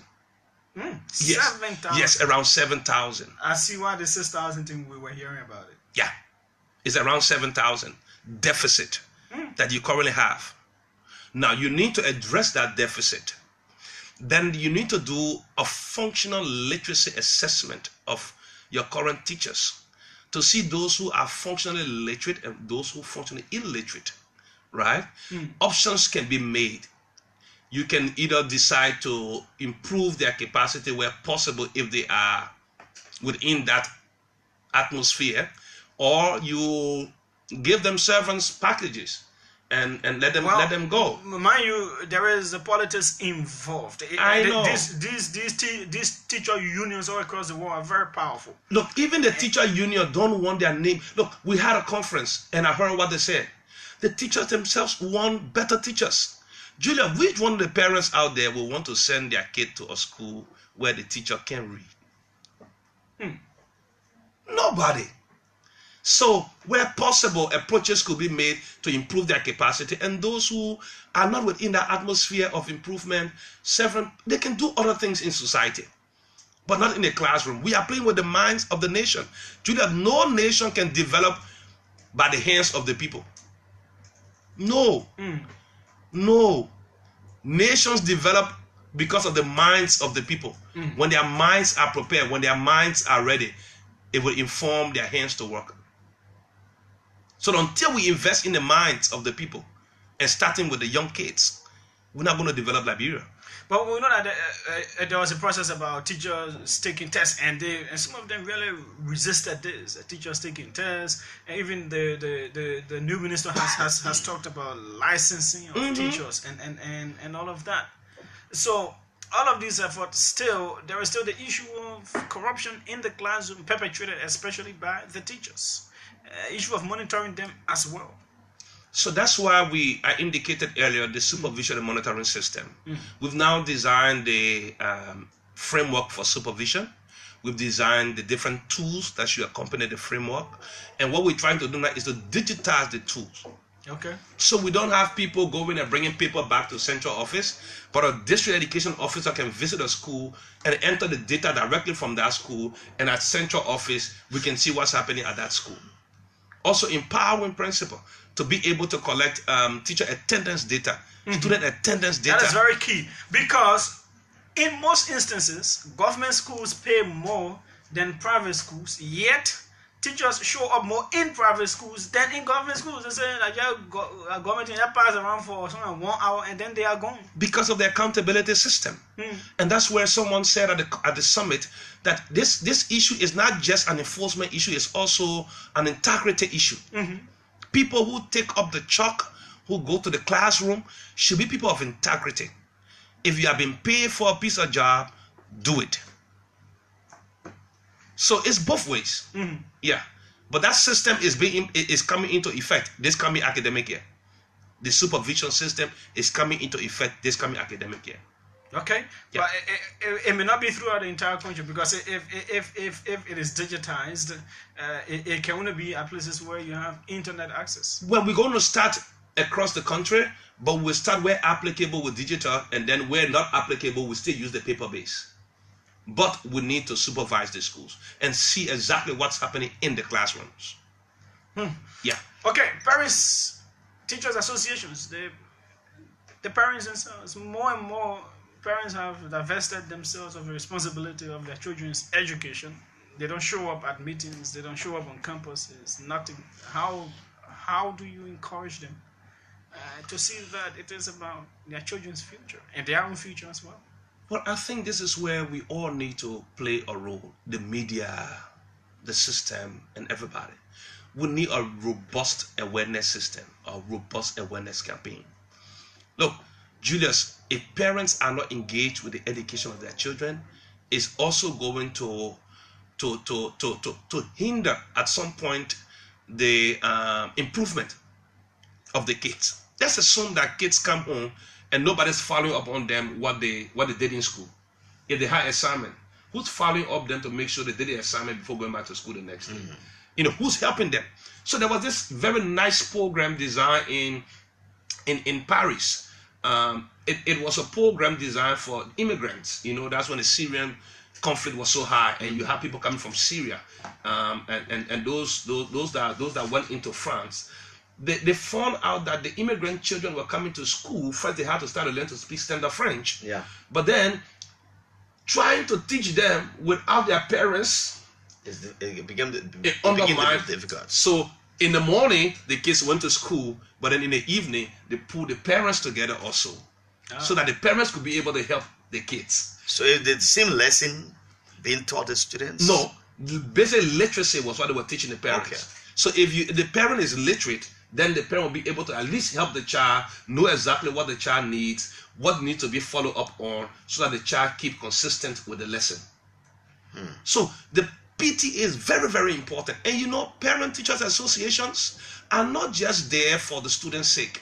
They are also there to help the school development. Let's assume if all of our PTAs were involved with the schools, most of the issues that we complain about that are not in the school, they will be there. Because they will be involved with the school. They will work with the principal to make sure that some of the issues that are not there are there. So look, we need everybody involved to be able to improve the quality of education in Liberia. And the parents are integral part of this process. Let me bring you a few concerns before we go on to the next point. Ethics Michelle says, take care of government school first. Set the standards. Private schools will follow. You have limited financial capacity to care for both. Lawrence Lonte, I think the teachers should take a test in their professional fields. Pastor, the Apostle Samuel Banska, who lost one of his members, our condolences, says, if you want to transform any nation, change the minds of the people. You're quite right.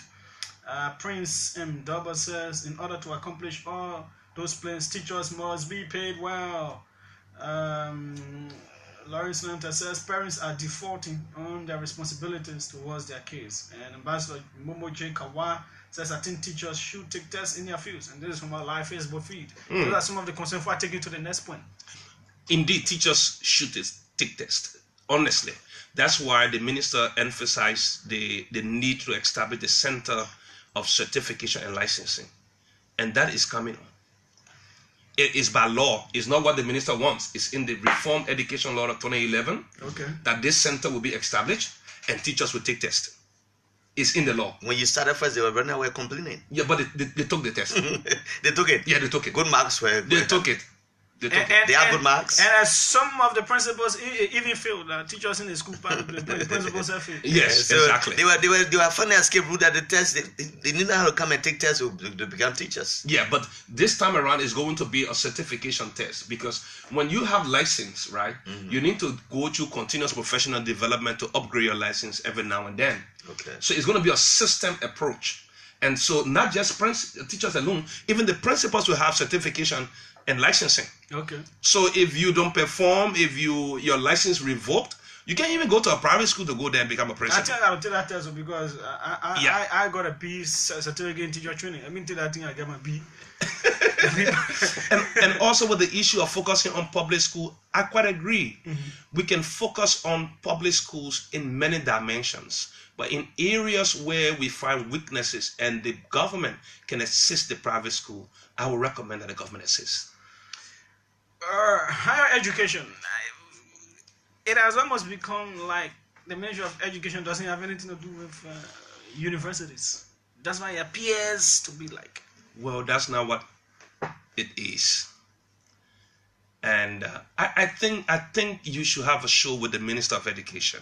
Yeah, we are trying to make those efforts. Yes, And because he can help us to arrange that. Yes, no, we should do that because on his agenda is higher education. He's been involved of late. One of the priority is to ensure that within the next 10 years, you start to offer terminal degrees in Liberia. And how can you specialize areas in higher education so that we don't just focus on the same things.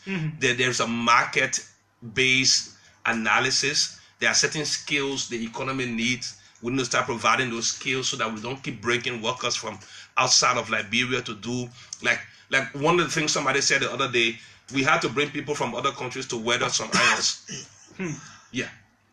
Welders. We had to bring welders from other countries to do technical welding. Why? Because you couldn't find the skills here. So these are skills so it's not just the issue of higher education. It's the issue of the formal education system. It's the issue of technical vocational skills. It's the issue of higher education. Those are all integral parts of the education system. And the ministry is not detached from any one of them. Okay. Because there are many issues with the universities, issue of monitoring, even the government-run institution. The teachers are almost laws and gospels unto themselves, do anything they want to do. They're almost not answerable to anybody. That's why you need that effective monitoring system that will be able to correct some of these issues.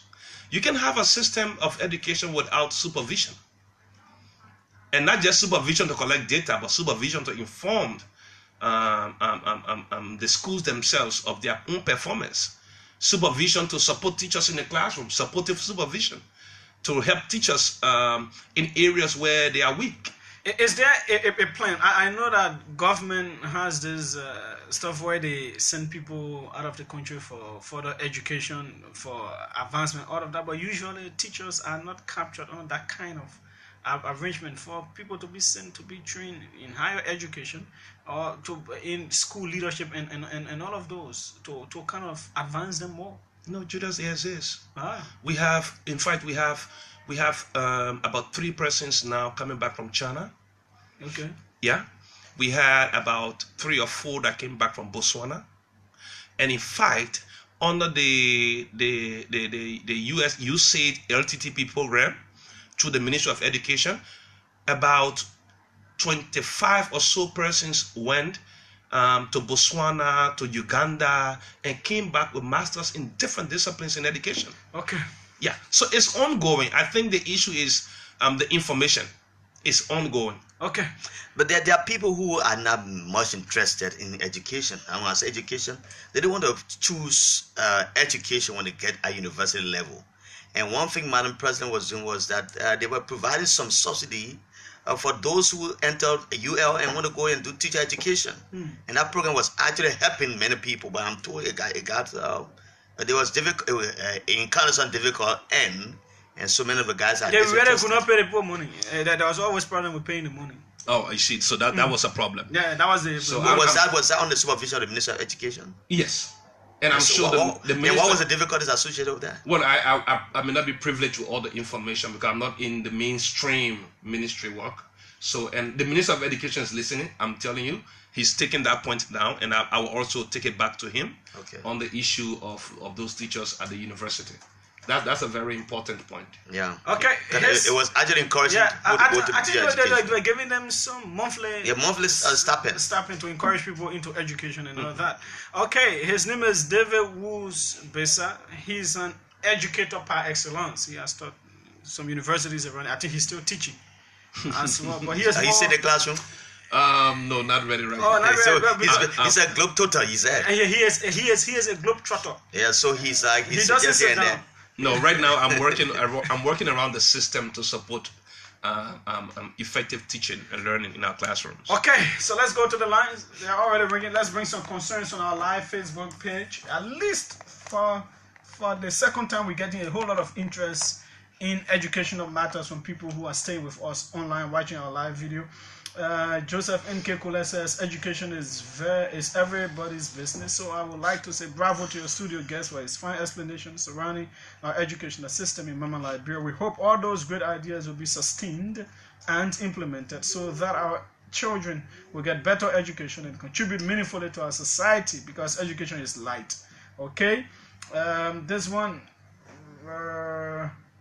let's see here. Robert Kadia says, I remember my ADRA school days. Yes, that's in Africa. ADRA. Teachers were on time and in class. What? Teacher, you can try that. Introducing tests is a good thing, but beware, one exam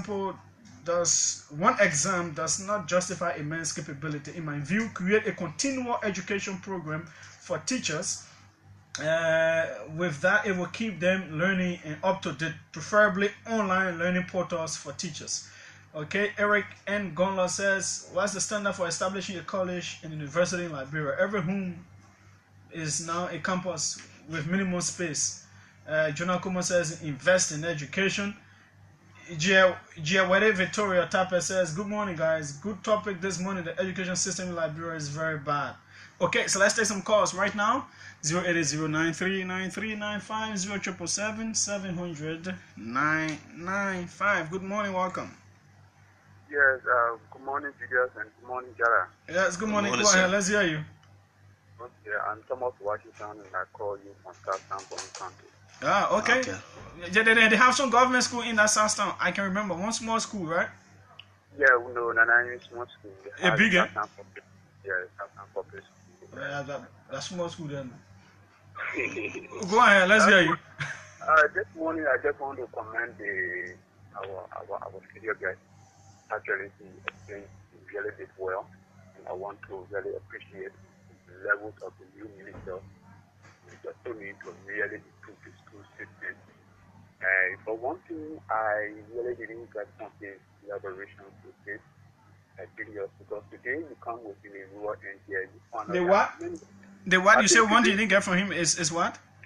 Yeah, that's the how you call it, the informal education. Informal education, what we call vocational education, because where today you realize that when you come in the interior, you find out that our sisters, our brothers, many of them are now going to school. They grab from school, they are no longer going to the state, and they want to oppose going to school.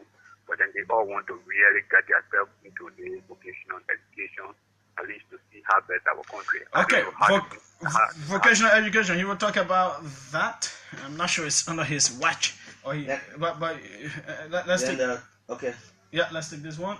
Good morning, welcome. Good morning. Go ahead. Let's hear you. Yeah, this is Mohammed Sadaya Dugbe calling from Swanmega, Bomi County. Okay, the Bomi County boy ready for all this morning. Go ahead. Right. You know, the discussion is interesting this morning. Okay, go ahead. Because it has to do with education and brightening the life of the people. Mm-hmm. Let me say good morning to the studio guys. Good morning. Good morning to you people too. The topic on the discussion is important this morning. It's very brilliant. But you see, my own problem, you know, Liberians are good when it comes to crafting idea, putting forth idea on the table. We are very good in that. But the implementation aspect there where our wing the last. One of the major issues for me, I look at in the education sector, is about the supervision. And my brother, we get some good teachers, we get some good administrators. But when it comes to the monitoring angle, there where our problem lies. We get only a high school in Mega district. Today, if you go there, sometimes it may mention about the DO. Sometimes they will say a DO in Mega that will not even visit the Tomato schools in Mega until maybe the school year comes to an end. And if the DO is also there, monitoring those schools within the district or within the community, they also need another supervisor, somebody who will supervise them in the process. And monitoring of instructors. Sometimes at the high school we get there, both of the instructors are in Monrovia or the King of Monrovia. So now you go there, somebody will be here up to Monday. Sometimes they want to go on the campus before 10, 11, they go on the campus.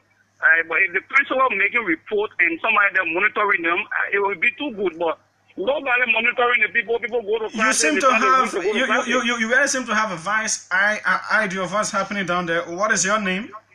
My name is Mohammed Sadaya Dukle for Swanmega. What is your role in that district? I am a citizen of that district and young man of that district, and also an advocate of that particular community. Okay, Thank you. Perhaps you can maybe get in touch with the education ministry people, because you already seem to know. Yeah, You knows the number of this one. schools and all of that. Yeah. That's very good. Good morning. Good morning, Jallah. Welcome. This is Mr. Taylor. Okay. Brother, good morning.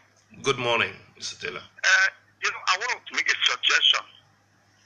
I think the government could place more emphasis on the public schools.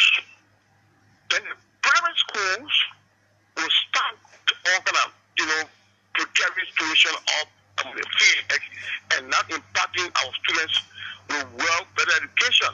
So I think the government will focus mostly on its own government schools, equip the schools with everything. You will see people running for the private schools to the public schools and private schools coming to public schools. Because most of the public schools, they don't teach it any better than what the government schools are doing. But most parents now say, their child go to government school and public school. But they observe, most of the parents now tell the children go to government school. So I think that the government focus more on the government institution, then the private schools are coming in. Thank you. Let me read this text. There's a concern on our live Facebook page, and that's from Clara. I don't know whether you read that. Clara Venus Kiazulu. So Clara says, bravo for the critical decision on training principals aimlessly.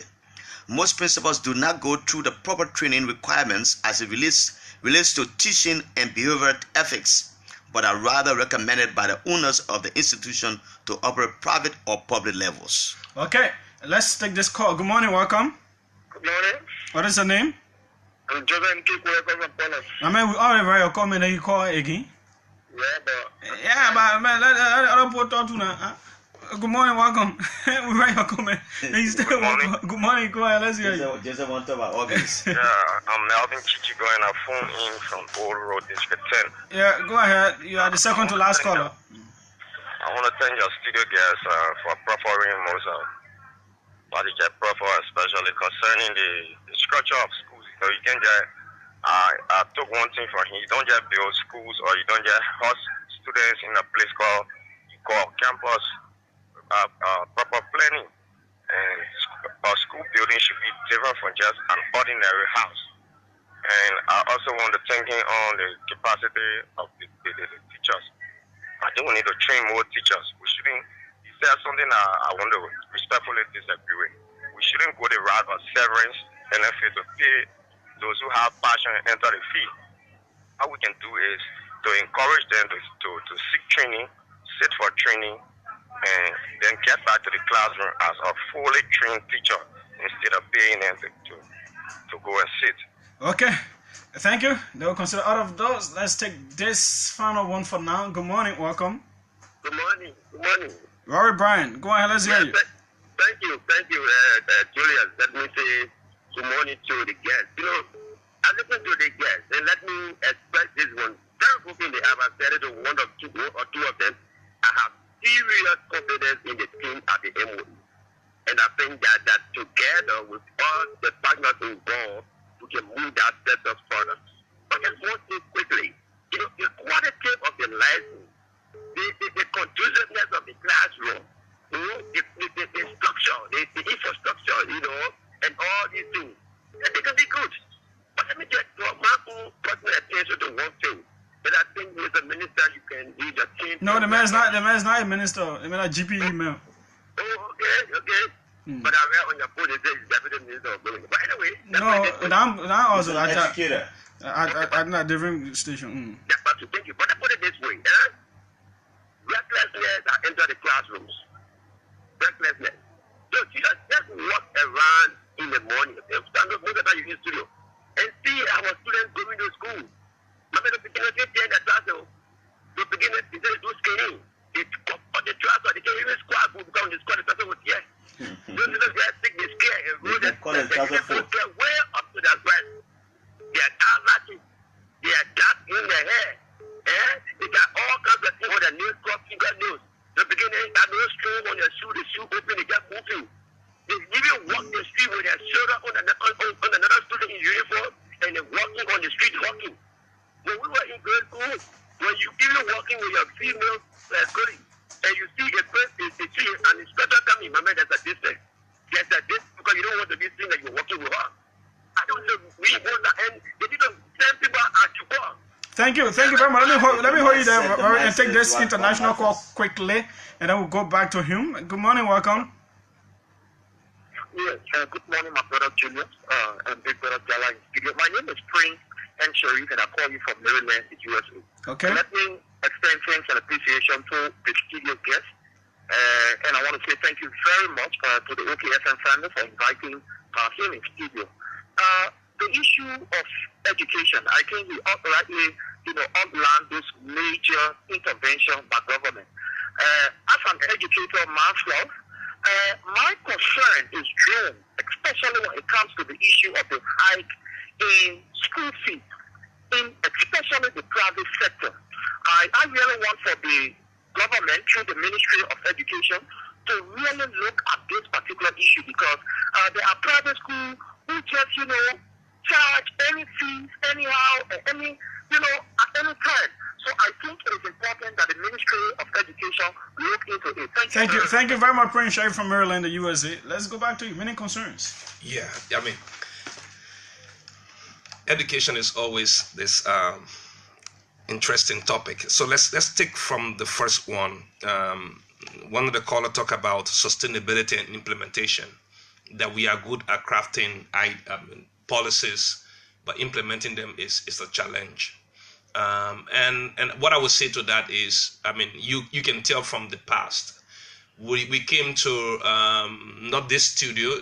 Then Julius was at Fabrics, and we had a lengthy interview, and all the things we said that we were intervening in, we've done them. Yeah, sure. We've built all the schools we earmarked to build. Someone was asking for the number of schools. 41 in total. 41 across the 15 counties. Wow, okay. We provided 1.2 million textbooks and 20,000 teacher guides. We were able to provide school grants to 2,779 schools that the government had a review of and thought that it was one of the best ways to fund schools. And the government in year 3 of the process even added over 300,000 to the school grants. So, I mean, we need to start having confidence in our own. I mean, there are things that people will want to do, and sometimes there might be challenges, but trust us, what we're saying to here today, these are things that we will do.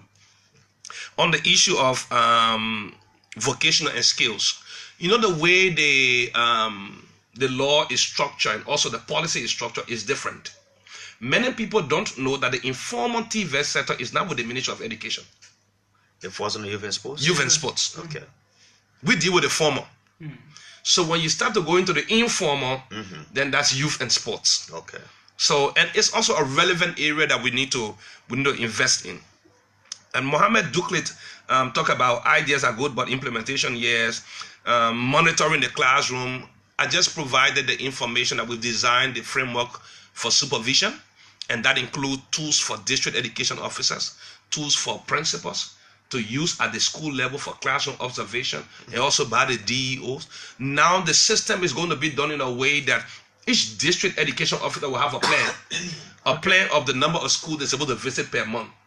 And once you are at the school, you collect the data electronically. It's supposed to come through. So by the time the month comes to an end, the plan is there within the system. The number of schools you visit will be taken against the plan, and we'll know exactly how many schools you went to.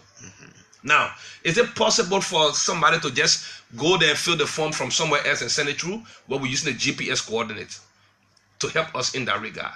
So several interventions have been put in place regarding supervision.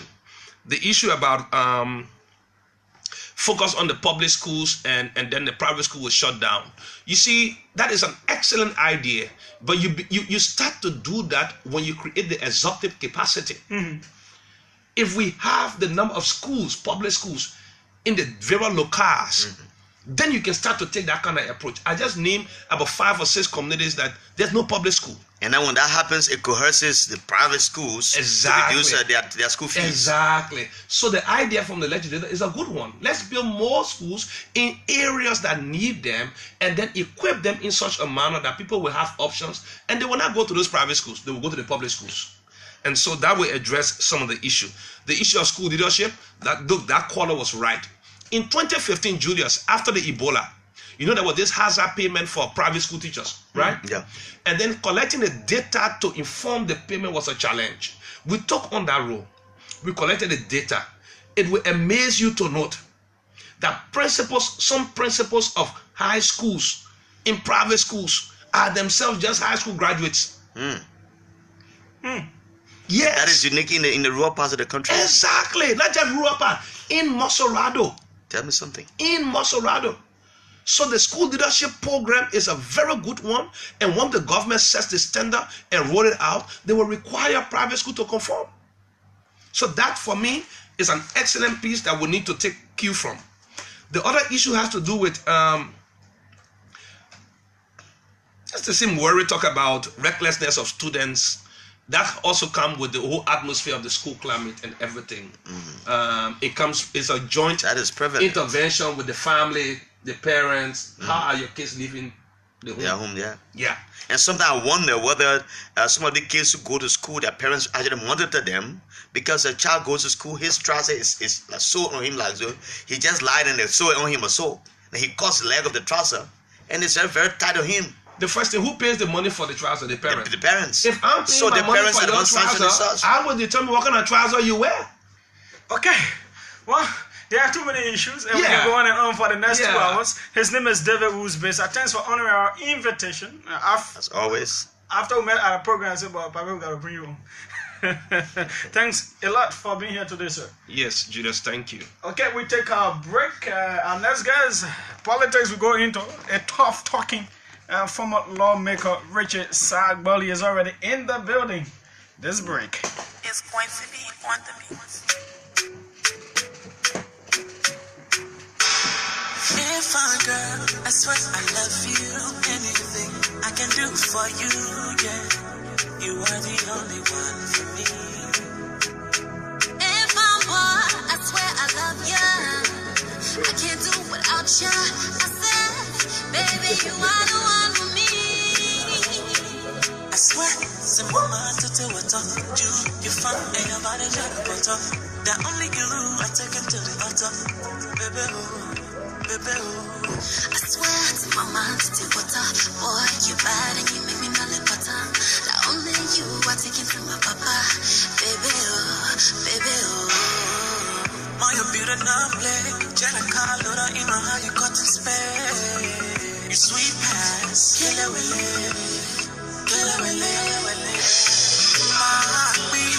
You know, feeling my brain and you check my head. Enough for nothing. How you make me say, Musonifa, la la la la, Monica Musonifa, la la la,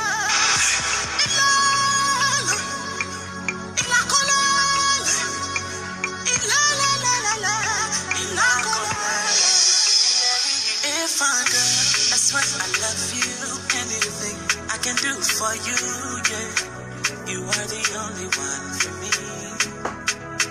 If I'm boy, I swear I love you. I can't do without you. I said, baby, you are the one. The final lap of the show. I swear, some of my you fun and your body got a butter. That only you, I take it to the bottom. A man who also loves music is in the building. You see the man dancing, you don't believe it.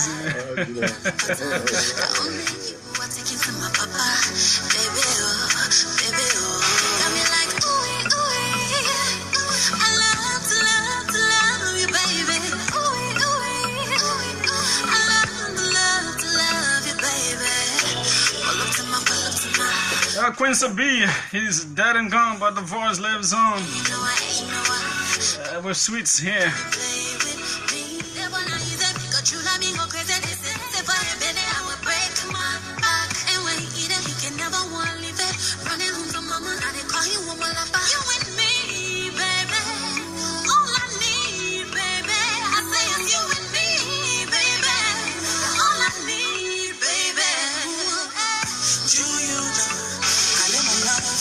Okay, welcome back to it. The OK Morning Rush Hour, the final lap. In studio we have a man who one time headed the prison sector of our country. worked at the Justice Ministry, served as a lawmaker, the head of the Committee on Security. He was quite an outspoken personality, controversial as well, unafraid to discuss the hard issues. We are privileged this morning again, after so many months, to have with us Sir Bali. Sir Bali, good morning, welcome. Good morning, Julius. I'm honored this morning. It's been a protracted time now since we met, so we talk. Yeah, sure. And I think it's an opportunity to give me this platform to make my contribution as I had always done for our country, the betterment of our country. So I'm honored. I'm more than pleased to be here this morning. You are mostly in the agricultural sector now as a private citizen. How is the farm? Well, you know, when you last visited, we're on the verge of harvest. And I want to say this here, I'm thankful and grateful to the Almighty God for all of you, my friends and family people who supported us during the process of getting us being respected in our country. Yes, we started the rubber aspect, have started yielding fruits. We still pursuing the project number 2, the oil palm stuff, but it's all going fine. Of course, you know, there are a lot of challenges in the agricultural sector, like all of our sectors, but I'm a happy man. Okay. Yeah. That's very good. So you're not growing rice again? No, we do. Every year we do intercrop the rice. Okay. Yeah, like you saw. That's something that we do every time. Our focus is on I don't remember eating country rice from you. You only give it to your very big friends. Yeah, man, but Julius, when you saw the rest, time to harvest the rest, you were in. I think that time you were in London. Where? And by the time the rest is harvested, you see everybody running to buy the rest and all of that. I don't know why we can't make it nasty, but you'll get something this one. The next harvest you'll get something. Okay. That was just for the fun of it. Yeah. But let us start from the security sector of our country. Do we really have security issues, as a matter of fact? Well, yes, I would say it, because when we talk about security, most time people would suppose that it's about the physical security of the country, but security in general encapsulates human security, development security, and all of the things, all the imperatives that have got to do with the betterment of a country, the betterment of the citizens, and those things that will make them stable, those things that will make them vibrant, and all of that. But when you look at this situation of unemployment, the situation of youth unemployment, the situation of youth empowerment, and the cost of living in the country. So it is interlinked with the living standards of the people. Oh yeah, but if people are hungry, if people are vulnerable, people are gullible, definitely it's a domestic insecurity issue. So yes, we do have security issues, but we should be thankful to God that I can say there's calm in the country. Yes, there's small skirmishes around. Sometimes you hear about people opting to use the law on their own, people seeking justice on their own, not wanting to pursue the processes that are put in place, the civil law processes that are put in place. We have situations sometimes, out of disagreement between our security agencies and people, sometimes vis-a-vis the people and our people. So, but Liberia, like anywhere around the world, there will always be these small things coming up. But as time goes by, of course, this is a new government. They are doing a baseline honest and study of how far the status of the country, security status of the country, and they will need time to capture, with to grasp, what is going on, some of the things that they need to do to work on. It takes time. Now, the fact that you served in the security sector and then also headed a committee that looked at the entire sector, which one do you think should be given more priority? We have the NSA, the EPS, the police, the fire service, the immigration, and all of this. Let me begin by commending the new president, for most of the appointments done so far in the security sector.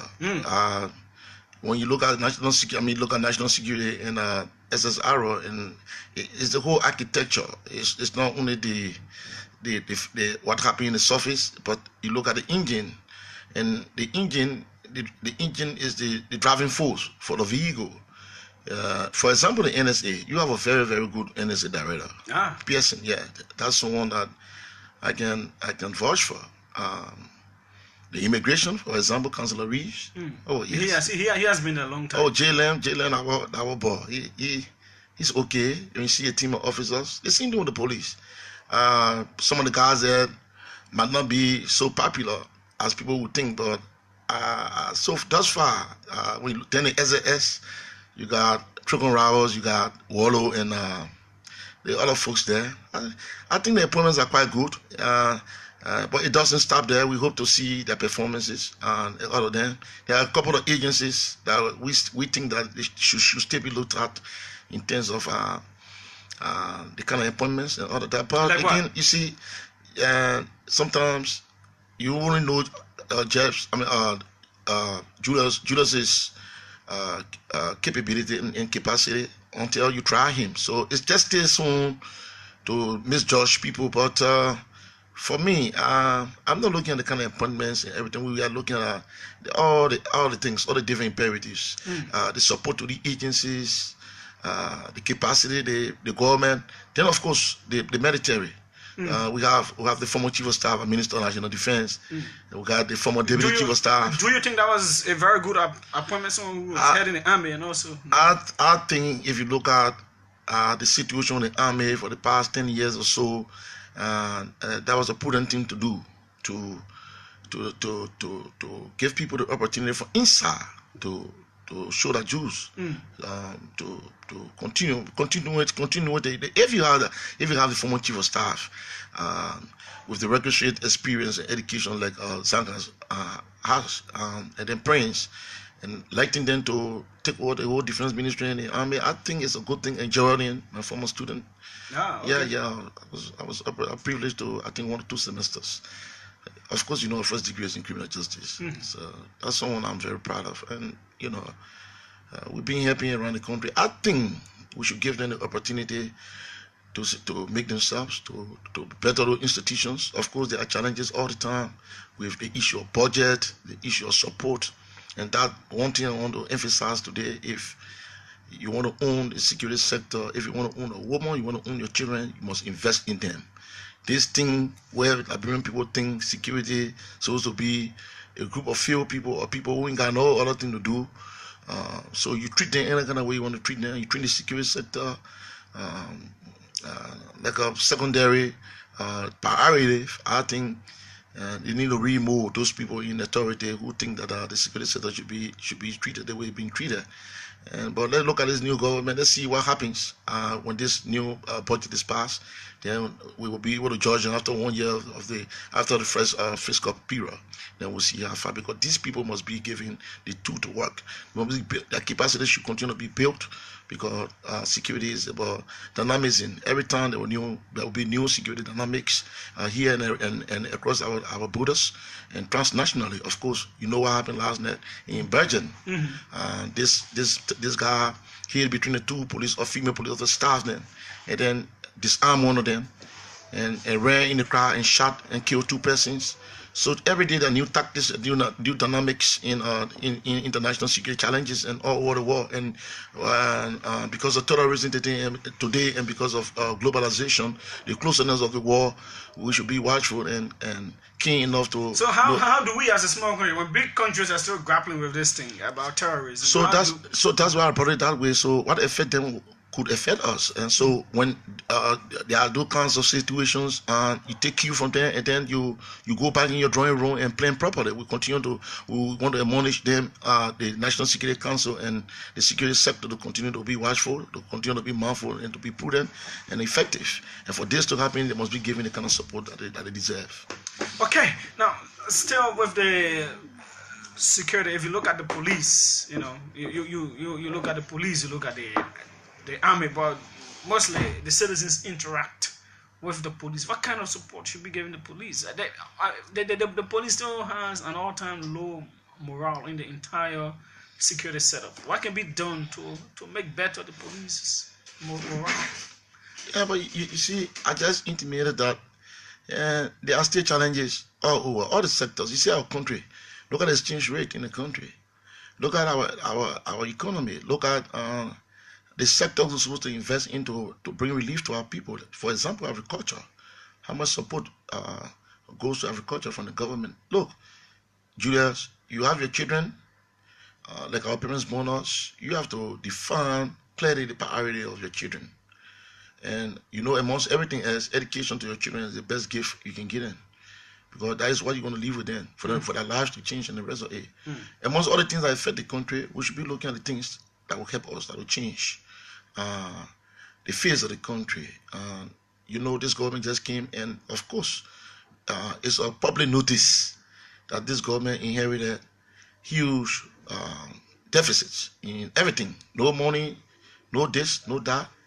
So we got to be working together as a people, as a government, as a country, all our best people, bring them on board so they can bring their expertise to bear to be able to change some of the problems we got.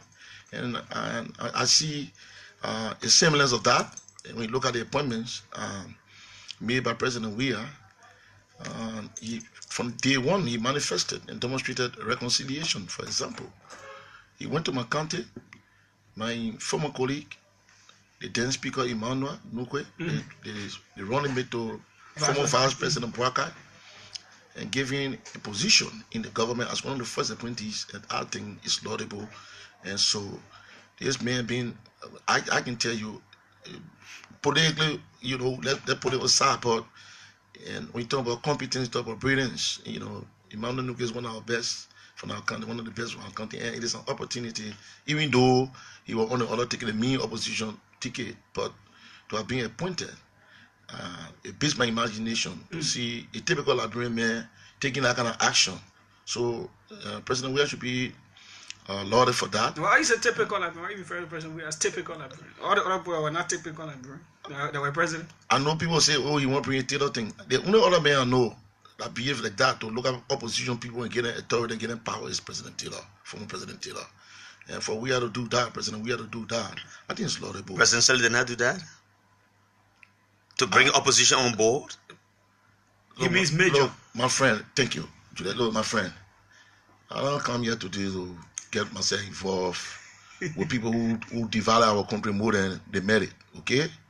So Ellen Johnson Sully was more divisive in terms of in the political area. She divided this country politically.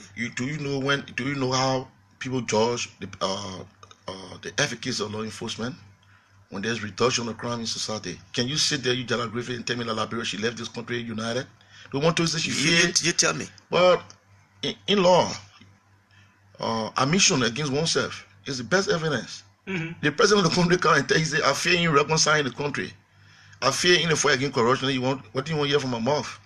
The more things you fear in reconciling the country, you think she have done those things. The major people brought on board, show respect to our nobles. I mean, people who serve this country with diligence, doing our time, our age group and everything. You know how many people got decimated and desecrated on our administration because of crush and the rest of it? Come on, man, please.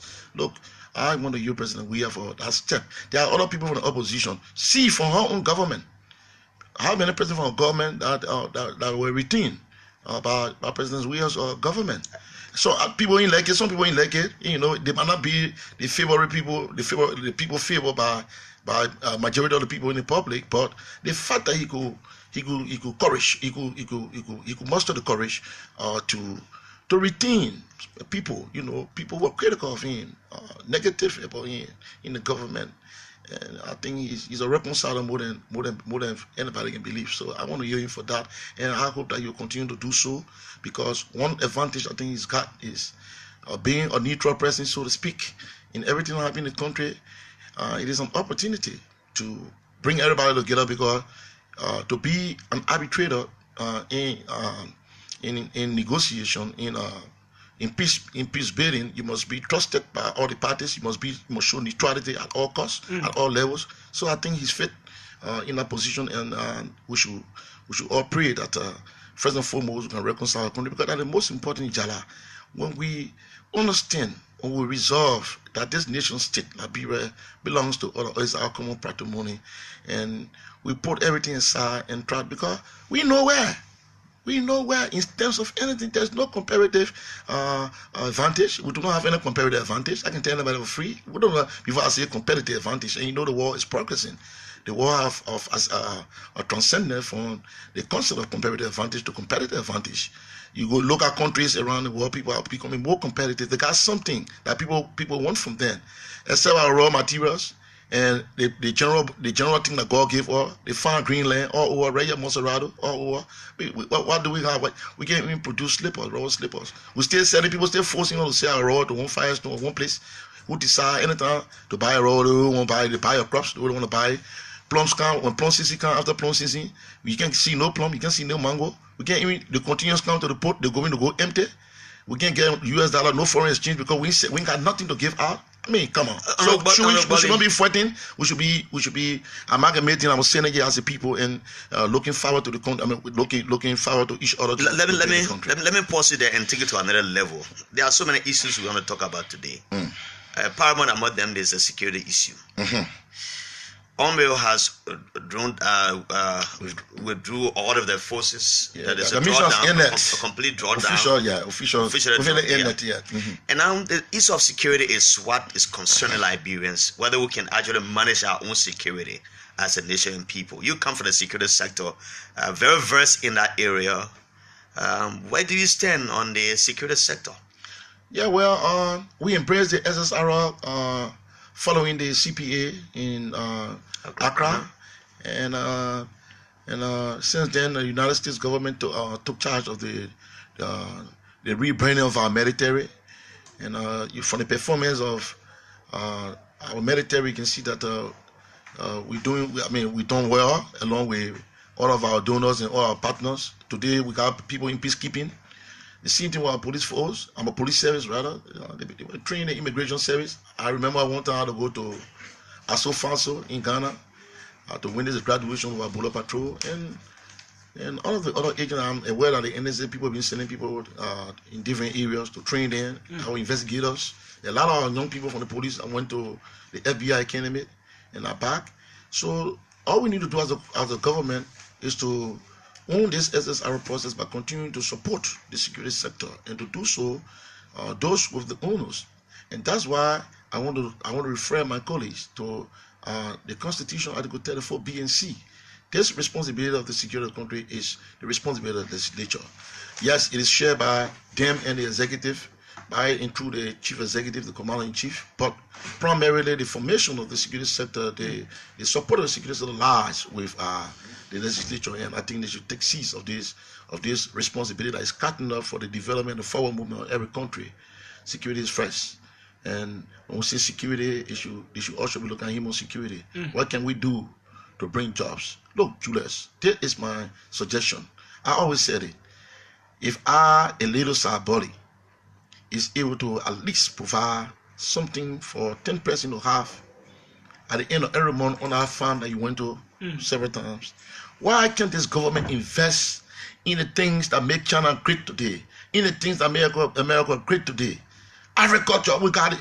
Right out there, I challenge anybody. Just go, you, and I talk you purposely on my phone several times because you're one of the best journalists in our country. I respect you. No matter how somebody take it, you're one of the people that are really young. Come in with that kind of vibrancy. I want you to see, how possible it is that we can feed ourselves, how possible it is that we can create opportunities for ourselves and the people of Liberia. But it's a hard place. So we got to try, we got to keep praying, we got to keep trying, we got to keep working, we got to keep giving the rest for advices. And I'm sure that with this with this new, what do I call it, a new dispensation and the general concept of pro-poll, I will hope that it will be done by manifest action and by affirmative action. And that pushes us into politics, pro-poll. Where will you want them to concentrate? Agriculture. Agriculture. Quite expensive though. Oh yeah, but you got to do things that will alleviate your problem in the short term. For us to reduce the tension in the country, we must invest in agriculture first and foremost. Yes, complementarily with health, with education, but when you look at the new budget and what I saw there on agriculture from the side of the government, I know there are a lot of support from donor countries, from these development partners in the agriculture sector, but you can't be somebody can be scratching your back and you can't scratch your front, Julius. We we must, if I may say, we must make the issue of agriculture a national security priority, because a country that can feed itself is not a country. Julius, your children will not count on you. Everything comes from where they're hungry at the house. You live in the way you ain't giving no food money to the woman. You could decide to give food money on a monthly basis, or you and your wife can decide how to do the care, the welfare of your family. But trust me, you going home, everything going, you can carry care for the children. You can carry late snacks and things like that. When you come in to Ireland, nothing happen. They will not even run to you. Once we continue to buy the Indian and Pakistani rice, can you imagine Liberia, dry season, rainy season, they play green, and we still buying rice from country where they got terrorists. You can't tell people try to do terrorism in some of the rice and bring it and sell it to us. How do you do it? Well, chemistry, faces. That's all the men and women people can do things. But I'm totally against that whole thing. People taking our money going to Pakistan. I want Indian parboiled rice. I want Pakistani parboiled rice. That kind of thing. We can grow our own rice, and our rice is even better than the rice. We need to look at the agricultural sector, and this time not only to say it, we need to take it seriously. And to begin with, yesterday morning when you're talking with my friend, one of our best public speakers, Vlad, former Senator Nipan, I was talking about the programs that we initiate with the money that coming from Singapore, and all the other things they intend to do. I didn't hear him talk about the first country in our country, Maserado. If you cannot have assets, you're a large farmer, you cannot have assets to rain boost, you cannot have assets to power saw, right here in Maserado. Can I not forget? Yeah, I meant to say this. I meant to say this rather. The president of Liberia now, the first people that elected in this country, the people of Maserado County. And you should know that rural Maserado means a lot to him. I want to thank him that he went for in Zenita on the weekend. Oh, okay. I don't know the purpose of all going there. I want to find not too far from Zenita. You know Zenita, the biggest number, the tree trap. Yeah, thank I you. remember that place. Yeah. That road is so dilapidated. And that is the town, Jallah, that we went there and we saw oranges on the ground that could account for tons. Just on the ground, no one got time for it. I'm telling you. But not raw. Oranges. Why It fell down from the tree. Yeah. You got the people making a fun that thing there. No way to kind of people using motorbike, say 4 person on the motorcycle and thing. Right here, Maserado, JALLAH, GRAYFIELD, we can have access to it. Vlad, people, I'm coming to visit you. I'm bringing a case to you. You all got to meet the president look good. We all got to meet the president look good. The first country that made the president what he is today, he got to look at the road in Maserado. People who got farms in Tori after Kunstan, they have to use the Bowman roads like me. You can't pass on the mean Tori intersection. You can't pass at the road, not accessible.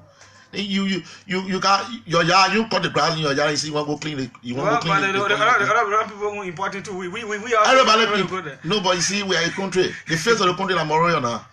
And Moria is not Liberia, yeah, we are people. My point is, if you can face the road right here in Maserado, how sure are you going in the interior, you feel the road there? Okay. We got to look at the things that we need to look at first, Julius. So the whole issue of security should not be looking at only how many uniform people we got, how many intelligent people we got, and the rest of it. We should be looking at those things that will reduce tension in the country. Look, when you have most of the young people earning money, going through training on the very farms, on the very areas of agricultural programs you initiate, they will become men, reputable men, and women will get married. People start, because when you get income, you have the capacity and the capability to own a family. And if we don't do so now, then we create a situation of domestic threat. Okay. And to reduce and alleviate domestic threat, first we got to look at the issue of youth unemployment and youth empowerment. Okay, his name is Sir Boli. We're still here. You can start leaving your comments in our live video right here. Of course, we'll read them out. Have you pinned your live? Have you pinned your number? No, I'm talking about the comments that I'll be leaving it there for. Can I ask you, what kind of legislature does this government, before we even go to that, the issue of war crimes court is getting hard. There are people who want for people like you to be prosecuted for your roles played in Liberia civil conflict. Why do you send war crimes court? As a very close person to the child seller who executed some of his missions. Yeah. Why? It's close associated with child seller. Guess what? I think it's not a shock. I said it before. If anybody want to be the first person to submit themselves to justice and the rule of law, I'm the one. I want this thing. Sure, I think you're talking that too. Oh yes, but listen to me. Listen to me and listen keenly. JALLAH. I'm listening. Do you know what it means for you to think that you're innocent, for you to think that you were in drug in the something you had no idea about? And that's what happened to you? I come in 1 minute. All along, not only I alone. First of all, I see myself as a victim. I want you to know this today. I clearly see myself as a victim, yeah. Because you don't bring guns to a country and give it to young people, enterprising people like us. You don't do so. 1, 2. That doesn't give a right to people to go and do wrong to their fellow men. You understand me? But the process leading to the establishment of the code is wrong from its embryo stage, from its fundamental stage. Look, the TRC came as a result of the Accra, the gallery in Accra. Those people came here, the same manipulations, they manipulated the whole process and gave this responsibility to very, very irresponsible people. And I'm not going to do away by mentioning my words. The Federal Committee, one of the most irresponsible group of Liberians who ever sat to decide the fate of our country. How we refer to reputable people? They are not reputable. I can challenge any lawyer. You say you're a lawyer, you're a big lawyer. You're not reputable. When you are a lawyer and you are giving a mandate and you go and contravene that mandate, then what was the contravention in mandate? Well, the mandate of the TRC to bring people together, to bring the victims and first to document.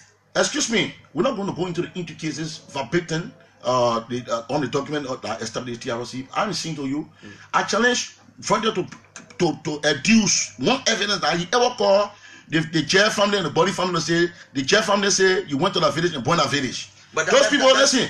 That's part of the record aspect of it. No. Before you call for prosecution or restitution and everything, the process, the whole process, the thematic hearings, the situation to derive. No, I mean, we're talking about criminal lawyer. Let me tell you something. There's no monopoly over education. Let me just tell you something today. When you make an acquisition, that acquisition should be backed by evidence, a strong evidence.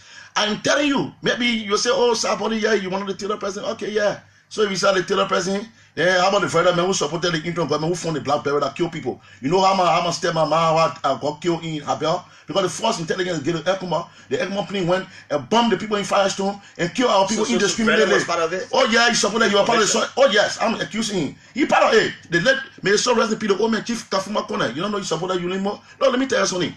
Nobody should use us as pawn. They already use our pawn from the 90s. They use us as pawn. The people who were making decisions were going to use us as pawns, and they think that to get money. Some of them passed masquerading around. They were in the past government. They stole money. They did all kinds of things. They passing around here. Is that what makes the TRC commissioners irresponsible? They are very irresponsible. Those who backing are irresponsible. And let me tell you, this country has got a lot of things to focus on and our foolishness. And I seen it with it's a total foolishness because people might think that you are very afraid. Afraid. He said he was submit himself, and now the way he speaks, he condemns the whole. If I had any ulterior motive, I would not invest in this country. I would not take my whole life and put it into helping people and doing the things I'm doing today. So, and that's why, because I know I'm a vibrant person, and I know someone let me accused because it may be girlfriend business or one stupid thing that happened between some people and us. They try to malign our character. They try to decimate us. But with God on our side, we shall never be decimated, because the things we can do, they can't even do 5% of them. We continue to do positive things. We continue to do constructive things. The people who control the world, the UK, the American people, they know the character we are. You know, don't forget now. Our chairman on security, and we work on the formulation of the new security sector. And I went to the United States a couple of times. I went to Britain a couple of times. The people know us. They know exactly what kind of company. Let me just tell you one sad story. And I will going to give you a gist. When the TRC, so-called TRC final report came out, and there were this all over North, and I was invited by the official representative of the United States government to this country, near this capital, the former ambassador Greenfield. Before that time, we had a lot of good interaction, and she had a lot of unoriginal respect for me, and so she sent for me to gauge my view on how I felt on what was happening. And after going through all the wranglings and all the discussions and everything, and all the caution and everything, she told me, say, but we don't even know who to believe. Don't take my word for it, but I'm telling you, you know Liberia problem, Julius. I don't know if it's a soil or it's a curse. The people hate to see people who don't try. The people hate to see people who try to live above the fray. And I can tell you, if there was a court today, I will go to it and I will be exonerated and I will be exculpated. I want to hear the story. You stated something when I asked that you are a victim. Yeah, you are a victim. What makes How are you victimized? When the whole country, like me, like the whole country, young people in their teens, 18, 19, 20, school-going age, you politicians, you sit, you're for among yourself, you're disagreeing with yourself, go to America, Washington D.C. They call the group. How they call the Southern group out in America that used to demonstrate ADCL. You found something called ADCL. Constitutional Democracy Liberia. Thank you. Good you know it. And every day you take placard, you go from the warehouse and tell the American people, you don't want something to do. You don't want something to do. And you try, you come, because you see, and that's why most people continue to keep our country gullible and vulnerable. They don't want to do the things that will make everybody vibrant. Poor country. Most of the parents who work really, really, really hard, they don't benefit from the country. And they see a group of money doublers get together and bring war and buy arms and guns and kind of give it to the young people. So when I say I'm a victim of the other country, you know how many wives my father had, you know how many animals my father were breeding, you know how many sugarcane farms my father having. How old were you then? Well, I was in my early 20s. Yes. And you know in Liberia, even there are people who are 40 today. They can't even make decisions on their own because they ain't got a hand. So you were at 20 when you got recruited? I said around in my early 20s. Why you want to be particular about my particular age? I'm telling you, in my early 20s. I'm just telling you. So it is not only about me. It's not only about me. If anybody will want to submit themselves to the rule of law, it will be me, because I owe it to my children, I owe it to my wife, I owe it to my family. But I'm telling you, first of all, anything that is fraudulent, that is flawed, is flawed. From its initial stage, ab initio is known for ab initio. If there will be any information or code or any trial, I don't think if you use that TRC report as the basis for your evidence, something, you might almost, even the people who openly on camera that they wrong will be led to go, because the evidence collection mechanism, the gathering of the evidence, the mechanism that will use the preservation and everything, is so flawed. And the one thing is that many people think that those who appear before the TRC told bold-faced lies. I said President Salihu said she committed 10,000 to the process. Also, that's true. You were there. You know what? She said that from her own mouth. Okay. Like somebody went there and said, I didn't even care a fly. So that was like everybody have been saying, like the former presidential candidate, the commies there, the nursing and everybody been saying, former Senator Nelson and the rest of it. I think we need a new TRC. A new TRC? We need a new TRC. You should trash the other one out there. Because complete nonsense. Because it grabs some big features around here. First of all, this is what they did that is funny to me. Some other will say I was part of the 1985 invasion. I was part of the group that came and stood to the mansion and fired 3 RPG rockets at the mansion. I have no regret for whatever we did to bring war, to kill President Toro and his people, and put them on the pole and shot them and kill them. First of all, you need to report, you free them. All the meat agitators, you free them, and you say that report was fair. Tell us, stop that thing, man. That report only captured those until that time, right? No, not only that. Not only that. They captured our pawns. And you know that people, they're not pawning people. They get local senators and people, they say, man, maybe they get potential for politics. So all the first beginning anytime who want to holler the man will put something on there so they can be nobody in the country. We're not seeing some of the things that ain't true. But when you want to do something, you should be holistic, you should be fair, you should be joining one, and you have the fear of God in you. Any process where people try to put on like they put on in the 90s, it will not be acceptable. Nobody will lie, because President we got plenty of things about. He got to reconcile the country. He got to work for the young people who kill themselves, who die for him, to be given the opportunity to be somebody and do something for themselves. I don't think he's going to look out for Let me take you to legislature. Let me get to the legislature. Where you served, what kind of legislature do you hope to see? And how do you look at Representative Chambers, who you have a whole lot of respect for? Oh, I'm so being the speaker. No, let me tell you something. Even if I'm there today, there are certain people I work with, like in the private sector, in the civil society, a couple of people. Like I'm a rich, I know once you're allowed to be good journalist, like good journalism, practice of journalism. I respect Bova so much. Bova worked on my committee. You're one of the very resourceful president on my committee. He helped to have raised my committee from a non-statutory level to a statutory level because they're the advocates of that committee. And I believe in him. He was strict right president. And all I want to urge him is to work with his colleagues, show respect, ultimate respect to all his colleagues, because his power is embedded in those people. He should not allow no disenchantment. And he's been there with a lot of experience with a couple of our folks, our friends and colleagues who've been there a little bit long now. Excuse me, and stand our ground, because the only body that's got the power to right the wrong for the betterment of our country is the legislative body. But one of the problems now is it is a ruling party dominated legislature where he comes from the ruling party, and and the president seems to love him so much that he brings him too closer, and people think that may compromise the interest of the legislature. I don't think Buffer will screw to that. I know Buffer. He was the head of the Unity Party Legislative Caucus. As a matter of fact, most of our colleagues were recruited by Buffer to go to the UP, except few men who stood our ground, who believe in principle, no matter how you say. I don't care how much money you bring in bear. I don't care what kind of offer you made. We thought that there should be some voices in the legislature department that could stand up to power and tell them the truth. Whether you took it or not, whether you want, you go back to election, you gerrymander the elections, or you do whatever you did, they are there. We stood for something, and I think we are proving to a lot of people here and abroad that we more than the thing you see passing around. And let me say this: the Constitution, yes, calls for coordination. So it's not a bad thing for the head of the legislature. I used to see the speaker, the pro tem, and all the officers there to be in close constant with the president. I think Liberia needs that. We need a coordinated approach. We need a cooperative approach to move our country forward. Because Judah, look at 170 days, we stay the same. All the things that now you see people making around. Judah, we got nothing here. We ain't got nothing here. The people stay. Some people go to bed hungry. We can't even produce pepper. You know, we're not thinking about those things there. You don't create the money, eat us, the pass around corner and say, I know we're gonna need a guy talking about things that will devour us. In the first place, nobody disputing that wrong happened here. Everybody here lost their families. Everybody just suffer. What happened? People who are deliberating the actions should feel justice. I want to go to court. But as a result of that thing, what Jerome did here, and somebody think that why you hold people on, he just wants to spend government money for nothing because they ain't got no case. What kind of evidence the guy?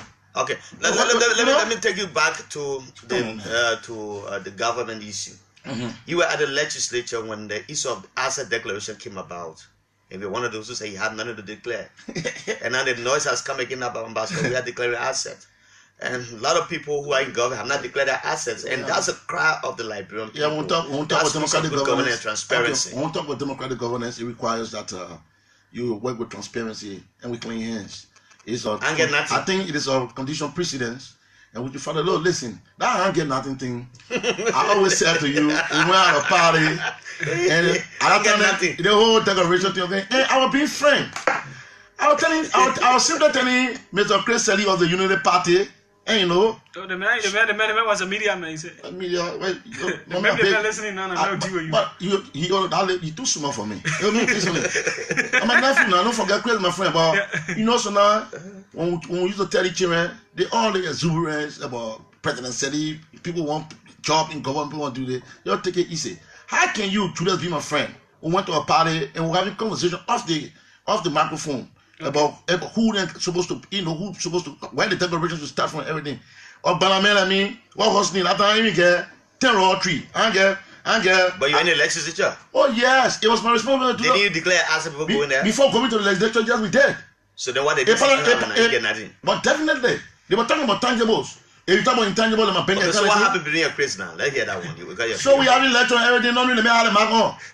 And you know what I said, Chris? They will not go to the men when making money. But I mean, what will get money from? I said, man, I get nothing.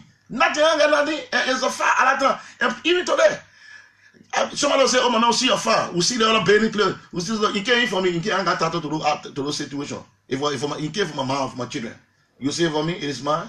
You know what I call ownership? The definition of ownership, the true definition of ownership. Let me ask you this. You know the definition of ownership? So on that perspective, on that basis, I say I did not have anything. Sir, let me ask you this question as we open the line. You've served in government before. You are well versed in the security, and people listen have been listening to see if the name of Sangbolu have been called to serve in the security sector. If you were called by Ambassador Weah to offer you a job in the security sector or any sector of the government, will you take a job? Let me tell you something. If you don't know, I'm a special president to the president. Special president. Special president. I'm a man. Why do this? My man. You know I've been around long. And through my life, I always been respectful to everybody. No matter which side I took in an election or some things that happen, I can tell you that, do you have, Jallah, let me ask this question. Let me put the question back to you. Do you have to be in a particular place, especially when God has blessed you yourself and you make some money before you contribute to the country? My duty is to help the country. My duty is to do the things that will make the president look good. My duty is, whatever way I can help is to help. Like so will you take a job? Oh, definitely if it is a position that I think I can serve improperly, that I will bring some changes to the country, that will bring some remittances to the country, that will bring productivity to the country. Or definitely, and the terms are clear. And definitely as a politician, if it is a call to duty in whatever area, of course, with my background in security, in diplomacy, my background in my new background in agriculture, definitely. I can say until that is done, you should remain a farmer. I remain everything. I'm a businessman. You know that I'm a businessman, JALLAH. You know it. And I continue to do the things that will make me look positive. A lot of my friends, my colleagues, they are sharp. That in a decade and a half, I will be able to do the things I have done constructively to continue to help our country. And your man can attest. Your man Julius can attest to some of the things he went and saw. Julius went to your farm. You invited me there. I've been calling you there, but you won't be political, so. Julius is not political. No. Not political figure there. Well, Grayfield, you know my boss, so you welcome anything you want, nephew. You let me know. All right, so we'll get your billy go for you to make a soup. And this time around, the place is happy to have very, very nice places there for my friends who can come to visit. Okay. Can enjoy. Let's spend a weekend there. You want to tell your wife because I will work on a senator road. I don't want to show the road and I can't catch you there. Let's go to the line. I'm not going to do anything there. I just want to 08093. And a good time I the telephone can reach you to go. 080939395 0777700 A frank conversation this morning with Bali former lawmaker of Margibi County. Let's take some of your calls right now. Good morning, welcome. Yeah, good morning, and good morning to on the body. This is Bill Walter. I joined the conversation from Asma Street. Go ahead. Yeah, I want to agree with Honorable Bali on the basis that the issue of the truth and reconciliation process, I think the recommendation had 260 plus recommendations, part of which has to do with poverty reduction strategies, has to do with reconciliations. We have to go about that. More besides, we have to create empowerment. And then the issues of the coastal highway that President Willius is thinking about building, I think these are things that will reconcile our country rather than prosecuting people on the basis of what happened and we did it out of ignorance. I think it's not a way forward to this country. Thank you so much, Mr. Police. Thank you. Let's take this one. Good morning, welcome. Go ahead, let's hear you. Yeah, thank you. Go ahead. Yeah, I would like to your studio guest, but I would like to tell you should not be angry for people calling about welcome code to come here. Because he knows that he is innocent of what happened in this country. I should be willing to go to court and exonerate himself from every charges that will be leveled against him. But not calling the people foolishness is not cover for our society now. I support the agriculture bill because agriculture it will bring more relief to the country than we are looking at. Just try to be input. We can do everything in this country. If we not invest in agriculture in this country, poverty will still be on the increase. Thank you very much. Thank you as well. Let's take this one. Good morning, welcome. Good morning. Okay, we lost you. Good morning. Morning, yo. You don't want to talk? Okay, to get you to this night is not easy, and then you get you can't talk. Good morning, welcome. Yes, good morning. Yeah, go ahead, let's hear you. Good morning. Good morning, Honorable Body. This is J. William United. I like the points you make this morning. All your analysis of what in place and looking at our country. But you know the issue of TRC that other people complain of food. It is not important to the Liberian people. You see, our body is living a peaceful life today. We have empowered a lot of Liberians on your farm, and he's a lot of businesses. He's got security firm. I mean, he's a professor, a professor of a clinical state at the AMD Zaire University. But these are things that we are talking about. We need people who will build the capacity of our brothers and sisters. We need people who will see to go into the educational sector and see how best to provide knowledge to our parents and sisters. That's what we are talking about. But picking up our home and want to bring the TRC and the rest of it will not carry on anywhere. It will bring more defenses to our country, to our sons, and we need to move ahead and forget about the whole issue. Thank you. Let us face the developmental agenda. Thank you very much, J. William Nyanti. Good morning. Welcome. Good morning, Julius. Go ahead. Let's hear you. Thank you. Let me say good morning to the Lightning Studio. My name is Sam Walker, and I speak to you from Central Monrovia this morning. I'm so elated this morning by the conversation you people had this morning. And I think one thing that interests me is that the issue of the TRC recommendation, also the work plan code in Liberia. I think what Liberians need to do now is to put this government feet on the fire in making sure that all of those things that they have promised the Liberian people come to reality. Instead of calling for work plan code that will subvert the people's attention from the total agenda policies of this country. So I'm so moved by that, and that over is making sure that the work plan code exists, because an attempt to do that, bring mixed feeling among the people. It will not help us politically, socially, and economically. Thank you. Thank you as well. Good morning. Good morning. Yeah, good morning, sir. Yeah, go ahead. Let's hear you. Well, yeah, this is Kings Bakoli calling from Morristown, Tuesday. Okay. I'm one of those I have high regard for. Go ahead. I'm one of those I have high regard for Honorable Starboy, who is the Your line is really cracking. I think where you are, the network isn't good to find our call right now. Yeah. Good morning. Yeah, good morning. Yeah, go ahead.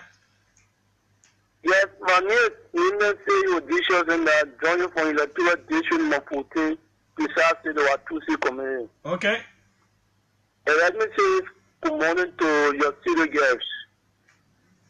I think the issues of reconciliations, if we must achieve the issues of reconciliations, we must have interest in establishing the issues of welcome code in Liberia. Welcome code is important because those who committed crime against humanity must be brought to justice. It should be the welcome code will serve as a precedent for those who committed crime against humanity and perverting our government sector in our countries. We will not in any way accept those who continue to commit crime against humanity. Thank you very much. Let's go back to him now. Time is already out. Listen to the calls.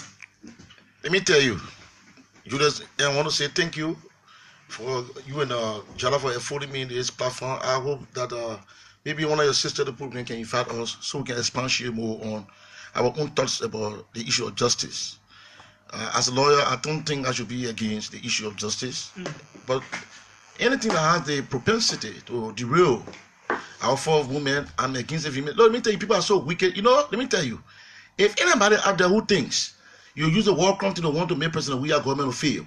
To say you tie around here, we will not do this, we will not do that, you're hitting your head, because you know what? This man is neutral, we will work with him and we'll try hard for Liberia to succeed, because we have the onus to do so as elderly people now. If we don't do so, the same way to do crying on the old people, I have tomorrow our children, and maybe our children will even move so to some of our graves and decimate our graves. We got a lot of work to do in this country, and I'm not being able to certify people, not to be in government. People talk about parading government. You know, when I left government and I live in more than one in government, oh yeah, myself say all the old people that are involved in politics in the country, from Amos Sawyer to other than our whole group, they will not participate in government. That's my own thought. But look at the rights, look at the constitution that gave general amnesty to the PRC people. Then you go in a document, in a TRC government, you indicted TRC people who have reference to the constitution when you know the constitution is organic. So we got issues surrounding that whole nonsense that they and repeat to people who say I should not call them foolish. They are foolish people. They don't love this country. They've been doing this thing to eat. They know where they get. They wanted to know that to go find scheme. To scheme on the country to make money.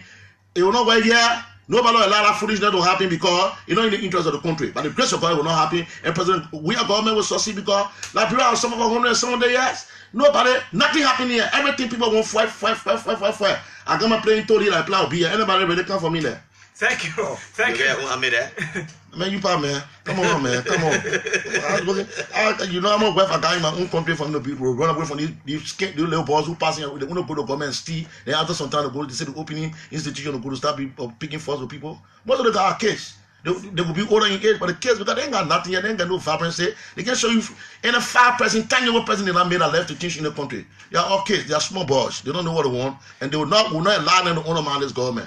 We stand by this government, no matter in which capacity, and don't forget, my party is a member of the coalition, and that's why we continue to work with no matter what happened. But you did not support your party. Oh well.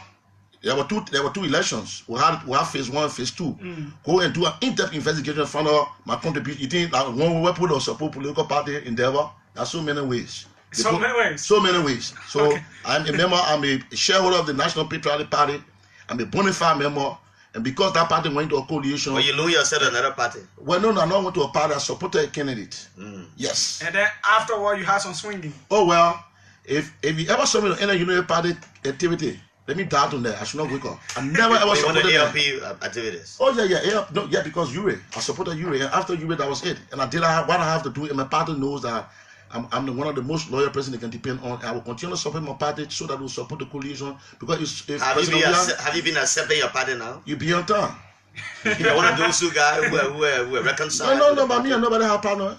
I support people. I get more support to my party people than most of the people here passing around here. You know what kind of opportunities I create for my friends and my brothers, my revolutionary brothers. And I get nothing to her. I'm pure. I'm moving about. Right. Thank you. I live in a very good life.